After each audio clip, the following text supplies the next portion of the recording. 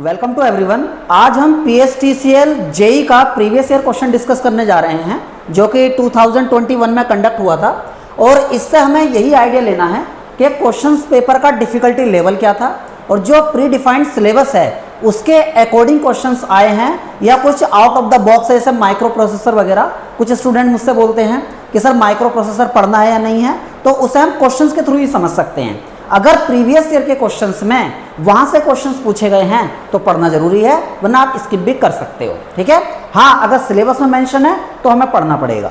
ठीक, अब देखो क्या है यहाँ पर, तो यहाँ हमें क्या देखकर चलना है, जैसे कोई भी क्वेश्चन आएगा तो मैं आपको ये एनालिसिस कराता हुआ चलूंगा कि उसका डिफिकल्टी लेवल क्या था और ये किस सब्जेक्ट से क्वेश्चन पूछा गया है। ठीक है, चलो स्टार्ट करते हैं पहले क्वेश्चन से। अकॉर्डिंग टू लैम्बर्ट्स, हालांकि एक से पूरा जो बोलते हैं according to Lambert's cosine law होता है इसका नाम, बट कोई नहीं। According to Lambert's cosine law, the illumination at any point on a surface illuminated by a source of light with light rays inclined at an angle theta to the normal at that point varies। तो देखो इसके लिए क्या होता है, D-Albert's cosine law क्या होता है, जो आपकी इल्यूमिनेशन होती है equal to I upon D square into cos alpha या कॉस थीटा कह दो, तो यहाँ से देखो कॉस थीटा के प्रोपोर्शनल हो जाएगा, तो ये आपका आंसर हो जाएगा। अगर डिस्टेंस पर कहता कैसे वेरी करता है तो स्क्वायर के इन्वर्सली प्रोपोर्शनल, और ये बेटा आपके क्या है, इंटेंसिटी। तो यहाँ से ए ऑप्शन आपका करेक्ट हो जाएगा जो कि कॉस थीटा है। नेक्स्ट क्वेश्चन, ये जो क्वेश्चन था आपका पहले नंबर का जो मैंने अभी आपको सोल्व कराया है, ये इल्यूमिनेशन टॉपिक से है जो कि यूटिलाइजेशन के अंदर पढ़ाया जाता है, utilization of electrical energy. Next question, what is the work done by an energy source if it supplies 5 ampere current for 2 minutes at 2 kilovolt. देखो क्वेश्चन इजी है, बट जेई के हिसाब से अगर बात करूं तो वो यूनिट में आपको पजल करता है, यूनिट्स में आपको घुमाता है, तो यूनिट का खास तौर पर ध्यान रखना है। हमें यूनिट कौन सी यूज करनी है, जो एसआई सिस्टम में यूनिट होती है, न्यूमेरिकल सोल्व करते टाइम उन्हीं यूनिट का यूज करना होता है, ये ध्यान रखना आप लोग। चलो अब स्टार्ट करते हैं इसका सॉल्यूशन। मैं सारा सॉल्यूशन यह कराकर चलूंगा जो भी न्यूमेरिकल टाइप क्वेश्चंस हैं, बाकी जो आपके थ्योरेटिकल हैं उन्हें ऐसे ही कॉन्सेप्चुअली एक्सप्लेन करूंगा। ठीक, अब देखो यहाँ से आपको पूछा है what is the work done, work done, और आपको टाइम दे दिया, करंट दे दिया और वोल्टेज। तो वर्क डन का फॉर्मूला क्या होता है, देखो work done equal to potential difference into Q, ये होता है, और Q equal to I T होता है, बिल्कुल। तो वी एफ क्यू की जगह मैंने आई टी पुट कर दिया दिस। अब मैं वैल्यू पुट करता हूँ, वोल्टेज की वैल्यू कितनी है 2 kV, तो 2 इंटू 10 टू द पावर 3। ठीक है, ये दिख रहा है ना आपको, यहाँ से बिल्कुल दिख रहा है। ठीक है, 2 इंटू 10 टू द पावर 3 क्योंकि केवी में है, और आई एम्पियर में है 5 एम्पियर, डायरेक्ट पुट कर देता हूँ, डायरेक्ट पुट कर देता हूँ। ओके, उसके बाद जो टाइम है, टाइम 2 मिनट्स दे रखा है, जो बच्चा इस तरीके से सोल्व करेगा वो गलत हो जाएगा, क्योंकि टाइम की स्टैंडर्ड यूनिट क्या होती है, सेकेंड। 1 मिनट में फैन ऑफ कर देता हूँ ये, ठीक है, थोड़ा साउंड ज़्यादा हो रहा था। चलो अब यहाँ 2 मिनट्स हैं, 1 मिनट में 60 सेकेंड, तो 2 मिनट में कितने होंगे, तो मैं सिंपली इसे सेकेंड में कन्वर्ट कर देता हूँ। अब मैं इसे सोल्व करता हूँ बेटा, 2 से 5 का मल्टीप्लाई करता हूँ तो 10 हो जाएगा।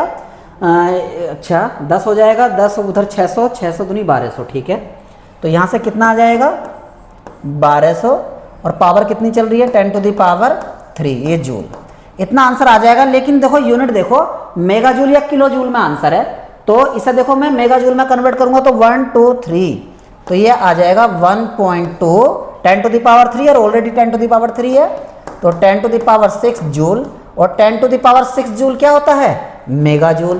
तो आंसर 1.2 मेगा जूल, ये कैपिटल एम है, अगर स्मॉल एम बनाता तो मिली जूल, ये कैपिटल एम बनाया मैंने, मेगा जूल। तो आंसर इज सी। ठीक है, कोई डाउट इसके अंदर? अगर देखो किसी भी क्वेश्चन में अगर आपको कोई डाउट आ रहा है तो आप उसे कमेंट बॉक्स में भी लिख सकते हैं कि सर इस पे हमें और डिटेल सॉल्यूशन चाहिए। ठीक है, चलो नेक्स्ट आगे बढ़ते हैं। तो सिंपल क्वेश्चन था, ये बेसिक इलेक्ट्रिकल से आया था क्वेश्चन, या आप कह सकते हो नेटवर्क एनालिसिस, क्योंकि क्या होता है ना, जेई के सिलेबस में हम बेसिक इलेक्ट्रिकल बोल देते हैं नेटवर्क एनालिसिस को, या एई के सिलेबस में वो अलग से मेंशन होता है नेटवर्क एनालिसिस एंड फील्ड। ठीक है, ईएमएफटी और नेटवर्क एक ही जगह जनरली काउंट करके बोला जाता है, क्योंकि दोनों एक ही फेनोमेना को रिलेट करते हैं। जब हम हाई फ्रीक्वेंसी की बात करते हैं तो वही हमारी एमएफटी बन जाती है। ठीक है, बाकी डिटेल में हम बात करते हैं जो सब्जेक्ट पढ़ते हैं, अभी फिलहाल हम क्वेश्चन डिस्कस करते हैं। आगे बढ़ते हैं। देखो क्वेश्चन नंबर 3, ये क्वेश्चन है, अच्छा क्वेश्चन है यार ये। A 4 pole star connected 3 phase alternator has 6 slots per pole पर फेज। अच्छा, तो एक्चुअली ये फेज बेल्ट दे दी आपको, जो कि एम से डिनोट करते हैं फेज बेल्ट को। Small M equal to slot per pole, ठीक है, पर फेज। ये आपका क्या होता है फेज बेल्ट, जो कि कितनी दे दी आपको, स्लॉट पर पोल पर फेज 6 दे दिया आपको, 6 गिवन है, ठीक है। अब यहां से देखो स्लॉट पर पोल अगर मैं फाइंड करूं, अगर मैं स्लॉट पर पोल फाइंड करूं तो इसमें मुझे फेज से मल्टीप्लाई करना पड़ेगा, जो भी स्लॉट गिवन है। स्लॉट पर फेज फाइंड करूं, देखो बेटा स्लॉट पर पोल पर फेज 6 है, लेकिन स्लॉट पर फेज मुझे फाइंड करना है तो फेज को कैंसिल करना होगा, जिससे फेज से मल्टीप्लाई करना होगा। 3 फेज है तो 3 से मल्टीप्लाई कर दूंगा इसमें तो 18 आ जाएगा। अब देखो पूछा क्या है, what is slot angle. Slot angle का मतलब बीटा, बीटा पूछा आपसे। ये होता है 180 degree upon slot per pole, ठीक है। 180 डिग्री और स्लॉट पर पोल कितना है हमारे पास 18, इससे डिवाइड करोगे कितना आ जाएगा 10 डिग्री, ठीक है। इस तरीके से यह एक अच्छे क्वेश्चन की कैटेगरी में था, तो बी आंसर हो जाएगा। हाँ, आप कहोगे सर क्या ये हमें जब हम डिटेल कोर्स पढ़ते हैं क्या उसमें भी कुछ उससे कुछ वेरिएशन है? कुछ नहीं है यार, सिंपल स्टैंडर्ड क्वेश्चन है, बट उतना बच्चा सोच नहीं पाता है कि हाँ इस तरीके से कन्वर्ट करेंगे। बट आप अगर बोलोगे कि इजी क्वेश्चन था, बहुत इजी क्वेश्चन था, मशीन से रिलेटेड था, ठीक है। मशीन में भी किस मशीन से, सिंक्रोनस मशीन से रिलेटेड था क्वेश्चन ये। चलो आगे बढ़ते हैं। आगे देखो which DC motor can be regarded as constant speed motor without any controller, तो यह शंट मोटर, ठीक है। इसकी जो कांस्टेंट स्पीड होती है यार, ये मुझसे ये सी पर गलत लग गया है, ठीक है, इसे मैं डिलीट करता हूं, ठीक है। तो आंसर इज बी, ओके। अब देखो ऐसा नहीं है कि बिल्कुल ही कांस्टेंट स्पीड होती है। जब मैं इसकी स्पीड और इसकी कैरेक्टरिस्टिक प्लॉट करता हूं मैं, ठीक है, आर्मेचर करंट वर्सेस स्पीड, तो वो स्लाइटली ड्रॉपिंग आती है यार, इस तरीके से ना, ये ड्रॉपिंग आती है, इसलिए कहते हैं कि लोड बढ़ाने से स्लाइटली डिक्रीज होती है, या मैं कह सकता हूं अप्रॉक्सीमेटली कांस्टेंट रहती है स्पीड। जो गिवन ऑप्शन थे उनमें शंट मोटर इसका एग्जांपल बिल्कुल सटीक बैठता है यार। देखो सारा ही जो क्वेश्चन है डीसी मशीन से पूछा गया है, और डीसी मशीन में भी डीसी मोटर्स है, ये सारे क्लासिफिकेशन है उसके। और सीरीज मोटर कहाँ यूज करते हैं, जहाँ हाई टॉर्क रिक्वायरमेंट होती है। हाई टॉर्क का मतलब जैसा ट्रैक्शन सिस्टम, और torque proportional to armature current के स्क्वायर के प्रोपोर्शनल होता है, means torque is directly proportional to square of armature current, ठीक है, किसमें, सीरीज मोटर में। और डिफरेंशियली कंपाउंड मोटर का ऐसा कोई प्रैक्टिकल एप्लीकेशन नहीं है, बस साइंटिफिक या रिसर्च वर्क में इसका यूज किया जाता है। और जो आपका कम्युलेटिव कंपाउंड मोटर है, इसका यूज एलिवेटर वगैरह में करते हैं, ये इसका एप्लीकेशन से रिलेटेड था। Next, what is the unit of magnetizing force.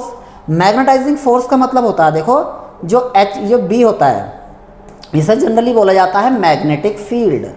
Magnetic field, magnetic field. और जो आपका एच होता है, इसका नाम होता है मैग्नेटाइजिंग फोर्स। मैग्नेटाइजिंग फोर्स, या दूसरा नाम क्या होता है इसका, magnetic field intensity. Magnetic field intensity, magnetic field intensity, ठीक है, इंटेंसिटी।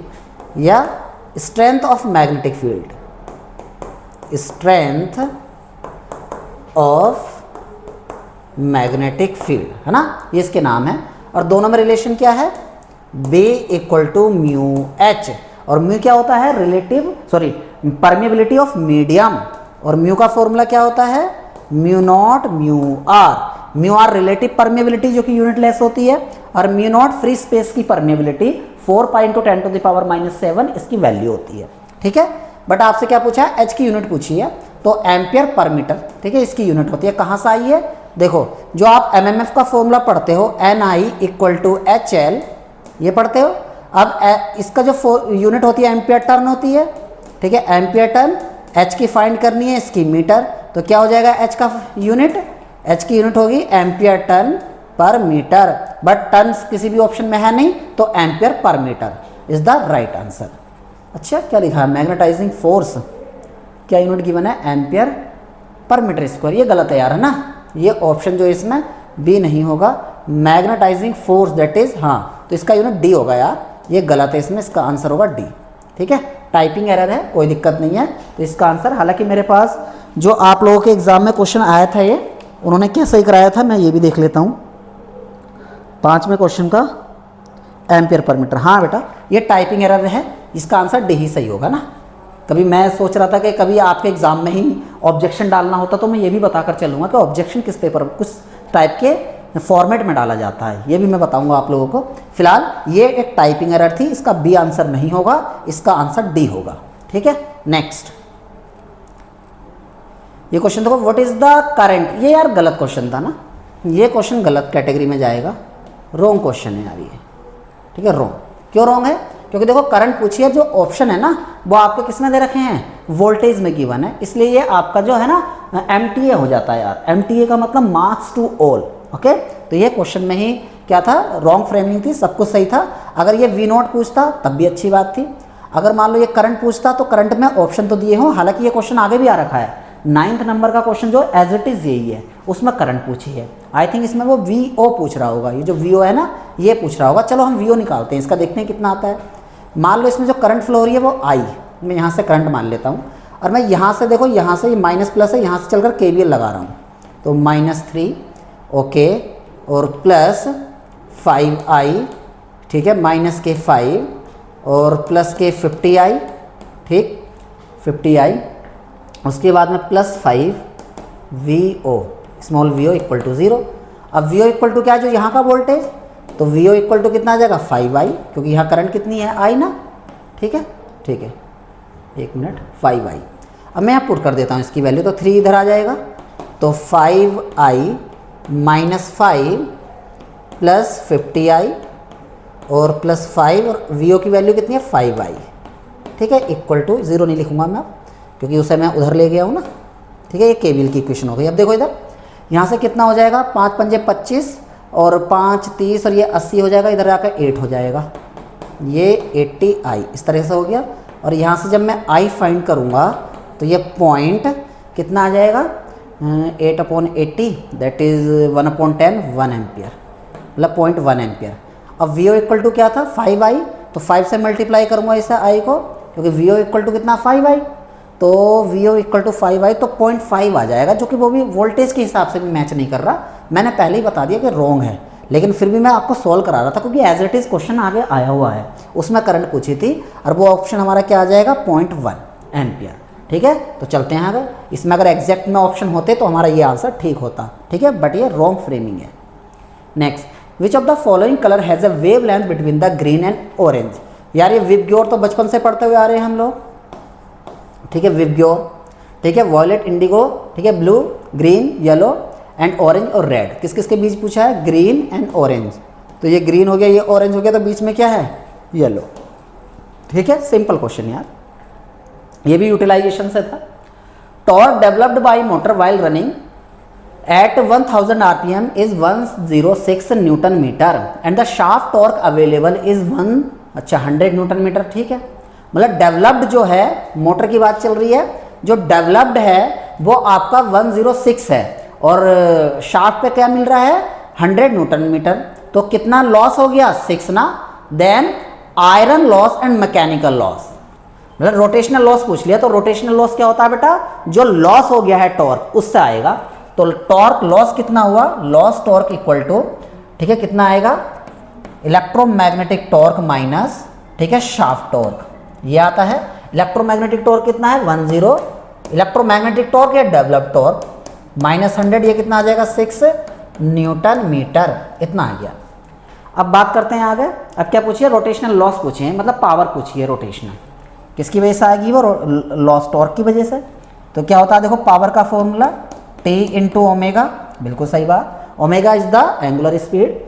और इसमें जब मैं लॉस टॉर्क की वैल्यू पुट करूंगा, मतलब सॉरी लॉस टॉर्क की बात, लॉस टॉर्क की वैल्यू पुट करूंगा, तो उसके करस्पॉन्डिंग जो लॉस आएंगे ना, वो बेटा कौन से आएंगे, rotational loss, that is iron and mechanical losses. तो पुट कर देता हूँ 6 न्यूटन मीटर, और ओमेगा को क्या रखूंगा 2πn/60, ठीक है, क्योंकि RPM में स्पीड गिवन है। चलो पुट करते हैं इसे। अब देखो 6 से 2 से मल्टीप्लाई करो 12, 12 पंजे 60, तो 5 आ जाएगा नीचे, ऊपर पाई है, ऊपर पाई है, ठीक है, पाई और नीचे 5, और n की वैल्यू कितनी दे रखी है क्वेश्चन के अंदर, 1000 RPM। इसे सोल्व करो जरा, जब मैं इसे अगर डिवाइड करता हूँ तो ऊपर 200 आ जाएगा, 5 दूनी 10, ठीक है 200, तो आंसर 200 पाई दे रखा है क्या, यस 200 पाई ए आंसर, ठीक है। तो इस तरह से ये भी सिंपल क्वेश्चन की कैटेगरी नहीं था यार, कोई डिफिकल्ट क्वेश्चन आपके लिए नहीं था ये।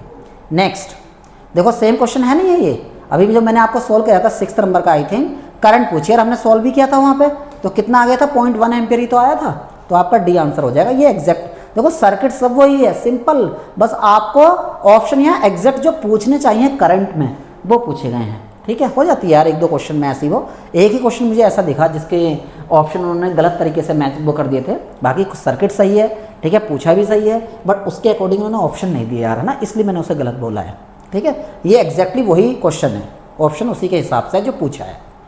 नेक्स्ट, अब मैं इसका सोल्यूशन नहीं कर रहा हूँ क्योंकि मैंने वहाँ पूरा कंप्लीट कर ही दिया यार, 0.1 एम्पियर आया था हमारा। नेक्स्ट ये यार मैक्सिमम पावर ट्रांसफर थ्योरम है, बोल रखा है कि a load resistance RL is supplied from A DC voltage source of resistance R, okay R, okay ये एक ही R है यार, इसे इतनी बार लिख रखा है। Maximum power transfer to load occurs when which of the following condition is satisfied. यार RL इक्वल टू किसके इक्वल हो जाता है, R मतलब लोड रेजिस्टेंस इंटरनल रेजिस्टेंस के बराबर हो जाएगा तो मैक्सिमम पावर ट्रांसफर हो जाएगी, ठीक है। और मैक्सिमम पावर का फॉर्मूला क्या होता है, VTH²/4RTH। सिंपल क्वेश्चन बिल्कुल। अब देखो इधर, a copper wire is stretched so that its length is increased by 0.2%, what is percentage change in the resistance.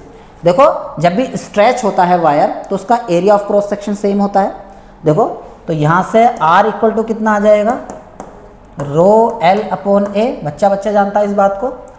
अब देखो यहाँ से अगर मैं वॉल्यूम सेम रख रहा हूँ तो मैं दोनों ऊपर नीचे मल्टीप्लाई कर रहा हूँ लेंथ से, तो ऊपर लेंथ स्क्वायर हो जाएगा, नीचे AL हो जाएगा। अब वॉल्यूम तो फिक्स रहेगा स्ट्रेच करने से, तो R is directly proportional to L²। तो यहाँ मैं एरर एनालिसिस लगा सकता हूँ क्योंकि एरर जो है बहुत ही कम है, तो एरर एनालिसिस का मतलब R में change, del R/R into 100 that is percentage error in R, बाकी सब कॉन्स्टेंट लेंथ पे ही वेरिएशन दिया है, तो पावर आगे आ जाती है 2L/L इंटू में 100।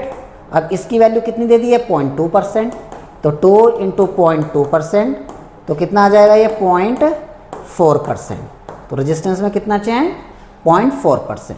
तो लेकिन ये हर कहीं नहीं लगाओगे, जब वेरिएशन आपका 5 से कम होगा तब लगाओगे, 5% से कम। अब बाकी कैसे लगाएंगे यार, हम लेंथ निकालेंगे, फिर ये फॉर्मूला R2/R1 वगैरह करके उस तरीके से निकालते हैं। तो हाँ, ये मैंने आपको एरर एनालिसिस से बिल्कुल इजी वे में समझा दिया।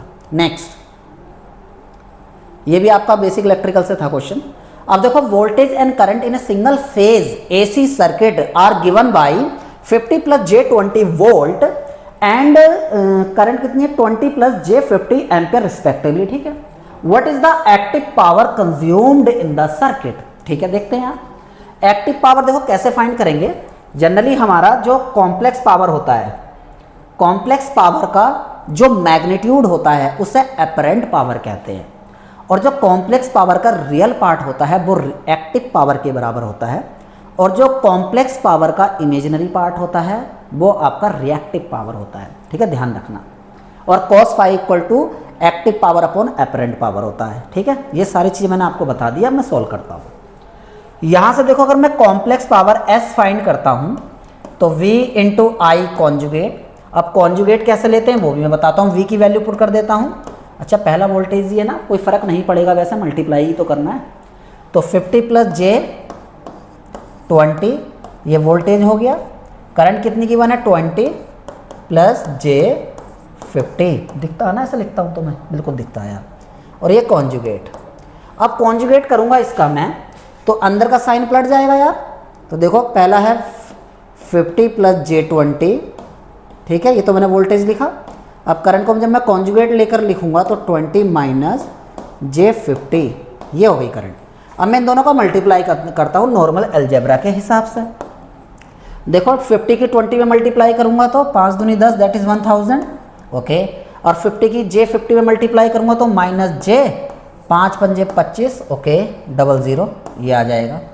उसके बाद मैं J50 की 50 में मल्टीप्लाई, अभी मैंने क्या काम किया है, 1 मिनट देख लेता हूँ मैं। 50 की ठीक है, 50 की ठीक है, अभी तक तो बिल्कुल क्लियर चल रहा है, ठीक। उसके बाद मैंने J20 की 20 में मल्टीप्लाई की, तो प्लस का J400, ठीक है। उसके बाद मैं J20 की माइनस J50 में मल्टीप्लाई करूँगा तो J स्क्वायर आएगा, और J स्क्वायर -1 होता है और -1 ऑलरेडी है, तो ये प्लस हो जाएगा, ठीक है, प्लस तो 20 इंटू 50 तो 75, ये 1000 आ जाएगा, इतना आ गया।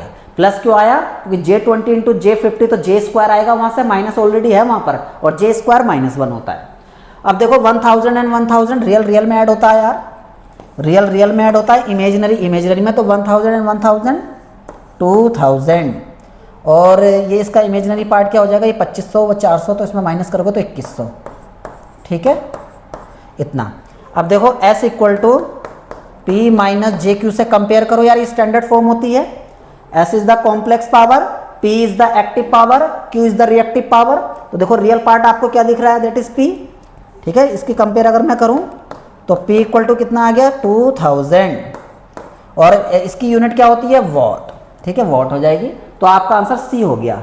यहीं अगर वो Q पूछता आपसे, मतलब रिएक्टिव पावर पूछता, तो उसका आंसर कितना आ जाता, जो कि इमेजिनरी पार्ट है 200, और माइनस लगाओगे जरूर। माइनस का मतलब क्या है, रिएक्टिव पावर अगर माइनस है, इसका मतलब जो सर्किट की नेचर है वो कैपेसिटिव है, मतलब लीडिंग है, मतलब करंट वोल्टेज से लीड कर रही है, ठीक है, ध्यान रखना इस बात को। तो मैंने इससे कंपेयर किया, अगर यहाँ प्लस आता तो मैं प्लस से कंपेयर करता, रिएक्टिव पावर प्लस आती है, और रिएक्टिव पावर प्लस का मतलब होता है करंट लैग कर रही है वोल्टेज से बाई सम एंगल से, ठीक है, ध्यान रखना इस बात को, ठीक है। इसे और मैं कंप्लीट कोर्स में पूरा डिटेल में पूरा डेरिवेशन करके बाद समझाता हूँ कि 1-2 एग्जाम्पल लेकर, ठीक है, उस तरीके से एक चीज़ें क्लियर होती है। बट फिर भी जैसे मैं क्वेश्चन सोल्व करा रहा हूँ आपको, तो इतना आइडिया मैं आपको देकर चल रहा हूँ। तो इसका आंसर क्या आ जाएगा बेटा, C आंसर हो जाएगा। रिएक्टिव पावर पूछता तो वो -2100 हो जाती है। अगर रिएक्टिव पावर का मैग्नीट्यूड पूछता तो वहाँ हम माइनस साइन कंसिडर नहीं करते, सीधा 2100 आंसर कर देते, ओके। और रिएक्टिव पावर की जो यूनिट होती है VAR होती है, मतलब वोल्ट एम्पियर रिएक्टिव, ओके।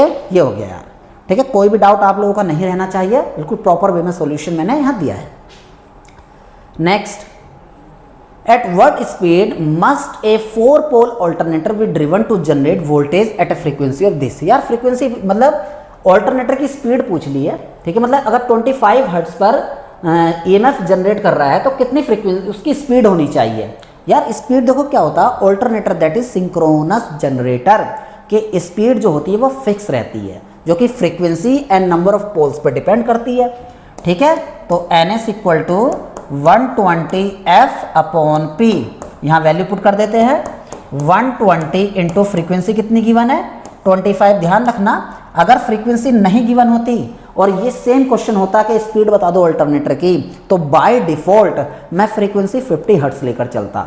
जहाँ जहाँ इंडिया के अंदर अगर आप कोई भी एग्जाम दे रहे हो और फ्रीक्वेंसी की रिक्वायरमेंट है, दैट इज पावर फ्रीक्वेंसी की बात कर रहा हूँ मैं, ऐसा नहीं कि एनालॉग इलेक्ट्रॉनिक्स में ऑपरेशनल एम्पलीफायर या कोई भी जो आपके ऑसिलेटर वगैरह होते हैं उनकी आप न्यूमेरिकल सोल्व कर रहे हो, हर कहीं फ्रीक्वेंसी की रिक्वायरमेंट पड़ रही है तो आप 50 हर्ट्ज ले रहे हो ना। मैं पावर सिस्टम की बात कर रहा हूं। पावर सिस्टम में जनरली ट्रांसमिशन लाइन वगैरह में अगर कोई आपको न्यूमेरिकल सोल्व करना है और फ्रीक्वेंसी नहीं गिवन है तो आप बाय डिफॉल्ट 50 हर्ट्ज कंसीडर कर सकते हो, ठीक। तो पोल कितने हैं यहाँ पे 4। जब इसे सोल्व करता हूँ तो 4 से 120 को कट करो तो 30 बार, तो और 30 को जब 25 से मल्टीप्लाई करो 25 या 75, तो 75 तो यहीं से आ गया और 1 0, तो आंसर आ जाएगा आपका D, ठीक है। चलो आगे बढ़ते हैं। Next, for a 3 phase induction motor, the ratio of mechanical power developed to the air gap power is given in term. चलो इसे मैं थोड़ा सा समझाता हूँ। देखो क्या होता है, स्टेटर में इनपुट दिया, पहले हमने स्टेटर में इनपुट दिया यार, इसे मैंने बोला P इन, मैंने स्टेटर में इनपुट दिया, आगे ये पावर जा रही थी, लेकिन इसे फिर क्या होगा, स्टेटर में कुछ ना कुछ तो लॉसेस होंगे, यहाँ से कुछ पावर निकलेगी। वो कौन कौन सी पावर होगी, स्टेटर CU मतलब कॉपर लॉस प्लस स्टेटर, बोलो स्टेटर आयरन लॉस, इतने पावर इसमें से निकल जाएगी। आगे कौन सी पावर जाएगी, ये अब रोटर आएगा, तो रोटर में जो पावर जाती है वही होती है आपकी एयर गैप पावर, ये पीजी है।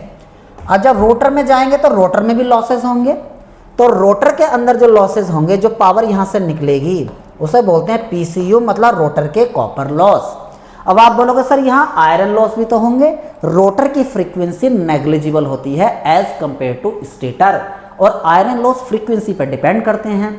तो जिस चीज़ पर आयरन लॉस डिपेंड कर रहे हैं वही चीज़ बहुत कम है, स्मॉल है, तो आयरन लॉस नेग्लिजिबल होंगे। इसी कारण पावर फ्लो डायग्राम में हम रोटर के कॉपर लॉस नहीं दिखाते हैं, ध्यान रखना, सॉरी रोटर के आयरन लॉस नहीं दिखाते हैं, कॉपर लॉस दिखाते हैं, ठीक है, इसे करेक्ट कर लेना। आगे बढ़ते हैं। जब ये लॉसेस हो जाएंगे तो आगे जो पावर मिलेगी उसे बोलते हैं बेटा mechanical power developed, mechanical power developed. फिर आगे बढ़े, उसके बाद हो जाएंगे कुछ रोटेशनल लॉस, ठीक है, कुछ रोटेशनल लॉस। रोटेशनल लॉस का मतलब क्या होता है, फ्रिक्शन विंडेज, ठीक है, इस तरह से। तो ये लॉसेस होंगे, जो आगे पावर मिलेगी वो मिलेगी आपको शाफ्ट पावर, ओके। ये सारा पावर फ्लो डायग्राम है जो कि इंडक्शन मशीन का है। मैं बेटा आपको समराइज करा देता हूँ। स्टेटर से इनपुट गया, स्टेटर में कोर लॉस और कॉपर लॉस होंगे, आपको एयर गैप पावर मिल जाएगी। रोटर में आपके कॉपर लॉस होंगे, आयरन लॉस भी होंगे, बट आयरन लॉस नेग्लिजिबल होंगे क्योंकि रोटर की फ्रीक्वेंसी नेग्लिजिबल होती है एज कंपेयर टू स्टेटर, तो उसे हमने आयरन लॉस को नहीं दिखाया। अब जो पावर मिलेगी मैकेनिकल पावर डेवलप्ड। फिर जो आपके रोटेशनल लॉस हैं, मैं से लिख देता हूँ पी रोटेशनल, मतलब रोटेशनल लॉस जो है वो माइनस हो जाएंगे जो पावर आ रही है उसमें से, फिर शाफ्ट पावर मिल जाएगी। और इसकी मुझे एफिशिएंसी बतानी होगी, तो एफिशिएंसी कैसे निकालोगे, shaft power upon input power means output power upon input power. तो आउटपुट पावर क्या है, शाफ्ट पावर, और इनपुट पावर क्या है, जो स्टेटर में इनपुट दिया। तो यहाँ से एफिशिएंसी भी आप फाइंड कर सकते हो किसी भी 3 फेज इंडक्शन मोटर की, ठीक है। लेकिन अब इन्होंने रिलेशन पूछा है, तो ये यार रिलेशन आपको याद रखना है। मैं पूरा डेरिवेशन यहाँ नहीं करा रहा हूँ। PCUM जख्म से याद कर सकते हो। PG मतलब एयर गैप पावर, PCU मतलब copper, rotor copper loss, PM मतलब मैकेनिकल पावर डेवलप्ड। इनमें रिलेशन होता है 1S 1 - S। लेकिन पूछा क्या है, पूछा इन्होंने ratio of mechanical power develop to air gap power, मतलब PM अपॉन PG पूछा है, तो S अपॉन 1 हो जाएगा ना, तो S अपॉन 1, लेकिन 1 - S, अच्छा ये 1 - S है, सही बात है, 1S और ये 1 - S, तो ये क्या हो जाएगा, जब PM upon PG 1 - S upon 1 that is 1 - S, तो आपका C आंसर हो जाएगा, ठीक है। अगर वो बोल देता PG मतलब air gap power upon rotor copper loss बताओ, तो PG upon PCU that is 1 upon S, तो 1 अपॉन S आ जाता। अगर वो बोलता कि PCU अपॉन PM बताओ, तो S अपॉन 1 - S हो जाता है, ठीक है। बिल्कुल सिंपल मैंने तरीके से पूरा 3 फेज इंडक्शन मोटर का डायग्राम समझा दिया, इसी को मैं यूज़ करूँगा आगे चलकर। इस रिलेशन पर आगे न्यूमेरिकल भी पूछे गए हैं 3 फेज इंडक्शन मोटर पे, ठीक है। एक इंपॉर्टेंट प्रॉस्पेक्ट होता है यार ये हमारा, कि लॉसेस रिलेटेड काफ़ी क्वेश्चंस आपके बनते हैं, और जो मैंने आपको ट्रिक लिखवाई जख्म से PG PCU PM की 1/S रेशो 1 - S, उससे रिलेटेड भी काफ़ी क्वेश्चंस आपके एग्जाम में देखे जाते हैं। नेक्स्ट 15 देखो, in which power plant the super, ये तो सिंपल है यार, थर्मल पावर प्लांट का पार्ट है, ठीक है। जो सिंपल क्वेश्चंस होंगे उन्हें आगे करके चलेंगे एकदम। अब देखो बोला 2 resistor 5 ohm and 10 ohm are connected in parallel across a DC supply if power consumed by 10 ohm resistance. अच्छा पैरेलल में लगे हैं रजिस्टेंस, चलो देखते हैं यार, रजिस्टेंस पैरेलल में है, कितने रजिस्टेंस है, 2, ठीक है। तो देखो एक रजिस्टेंस मैंने ये बनाया, फिर दूसरा रजिस्टेंस मैंने ये बना दिया, ये 5 ओम है और ये आपका 10 ओम है, बाय डिफ़ॉल्ट ये ओम है, और एक DC सप्लाई है यहाँ पर, ठीक है, मुझे नहीं पता कितनी है, बस 10 ओम के अक्रॉस इन्होंने पावर दे दी है। तो मैं मान लेता हूँ 10 ओम में जो करंट है वो I है यार, या I2 मान लिया मैंने, और इसमें I1 मान लिया करंट, और यहाँ से करंट I आ रही है, ठीक है, ऐसा मान लिया। तो I2 मैंने फाइंड करता हूँ पहले, तो I2 का स्क्वायर इंटू 10 ओम मतलब I² R, जबकि इसकी पावर कितनी की 1 है, 1000 वाट। तो यहाँ से I2 स्क्वायर कितना आ जाएगा, I2 स्क्वायर इक्वल टू 100, क्योंकि 10 से डिवाइड करूँगा, तो I2 इक्वल टू कितना आ जाएगा, I2 इक्वल टू 10 एम्पियर, मतलब यहाँ से जो करंट जा रही है वो 10 एम्पियर है। अब यहाँ अगर 10 एम्पियर है तो मुझे टोटल करंट निकाल सकता हूँ मैं कैसे, करंट डिवीजन रूल से। ये I2 अगर मैं निकालूँ करंट डिवीजन रूल से, तो टोटल करंट देखो, अगर मैं करंट डिवीजन रूल लगाऊँ तो I2 कैसे निकालोगे, टोटल करंट इंटू ये वाला रेजिस्टेंस लोगे 5 अपॉन में 5 प्लस 10 तो 15 हो जाएगा, और 5 से डिवाइड करोगे तो नीचे 3 बचेगा, तो I/3। जबकि I2 की वैल्यू कितनी गिवन है अकॉर्डिंग टू क्वेश्चन? I2 की वैल्यू हमने फाइंड किया 10, तो इसे मैं 10 के इक्वल कर दिया, तो यहाँ से I कितना आ जाएगा? यहाँ से I टोटल करंट आ जाएगी आपकी 30 एम्पियर, 30 एम्पियर आ गई। ठीक है, देखो आपके सामने सारी चीज़ें यार। अगर यहाँ से 30 एम्पियर मैंने फाइंड कर दी और वहाँ I2 मतलब 10 ओम में कितनी करंट जा रही है? 10 एम्पियर, तो इस 5 ओम में करंट निकाल सकता हूँ मैं 20 एम्पियर, तो I1 मेरे पास आ जाएगी। तो I1 कितना आ जाएगा? 30 माइनस 10 दैट इज 20 एम्पियर। अब मैं इस वाले रेजिस्टेंस में पावर लॉस फाइंड कर सकता हूँ, कैसे? I1 का स्क्वायर इंटू 5। अब I1 कितना? 20, तो 20 का स्क्वायर इंटू 5, 20 का स्क्वायर कितना होता है? 400, 405, 4 पंजे 20, तो ये आ जाएगा 2000, ठीक है, वॉट। जबकि उधर कितनी थी? 10 ओम में 1000, तो टोटल पावर कितनी आ जाएगी? टोटल पावर, यही तो बोला गया आपसे, क्या पूछेगा? The power consumed by this, the total power consumed, ठीक है। टोटल पावर कंज्यूम्ड कितना हो जाएगा? टोटल पावर कंज्यूम्ड, ठीक है, कंज्यूम्ड कितना हो जाएगा बेटा? पहले वाले में कितनी आएगी जो हमारी? 2000, चलो 2000 मैं ऐड कर देता हूँ, और पहले कितनी थी? 1000, तो 3000 का मतलब 3 किलोवाट, तो आपका लिख देता हूँ मैं 3 kilowatt, that is B answer. ठीक है, देखो इस तरह से ये क्वेश्चन होता, बिल्कुल सिंपल वे में मैंने KVL KCL लगा के और करंट डिवीजन लगा के आपके सामने पूरा आपका सॉल्यूशन दिया है। ठीक, फिर भी अगर किसी कॉन्सेप्ट में अगर आपको ऐसा लगे ना कि तस्लीम सर आपने क्वेश्चन जो है थोड़ा सा ये इसमें थोड़ा मिस्टेक कर दिया ऐसा कुछ, या किसी भी क्वेश्चन में आपको थोड़ा लगा, तो आप कमेंट बॉक्स में लिख सकते हैं। ठीक है, एज ए फीडबैक मैं उस चीज़ को देखूंगा कि हाँ कैसा बच्चों को समझ में आया है ये सॉल्यूशन जो मैंने प्रोवाइड किया है। देखो यार, मैं कहीं से जैसे कि चैट GPT या कहीं से इधर उधर से भी कोई भी क्वेश्चन पेपर हम डाल दें या कुछ ऐसा कर दें, तो यार वो मज़ा नहीं आता उसमें। इसीलिए देखो मैं चाहता तो इसका सॉल्यूशन भी अटैच करके लेकर आ सकता था, लेकिन मैंने सोचा कि आज एक नए वे में ही मैं सॉल्व कराता हूँ, सारा सॉल्यूशन खुद से ही सॉल्व करता हूँ। ठीक है,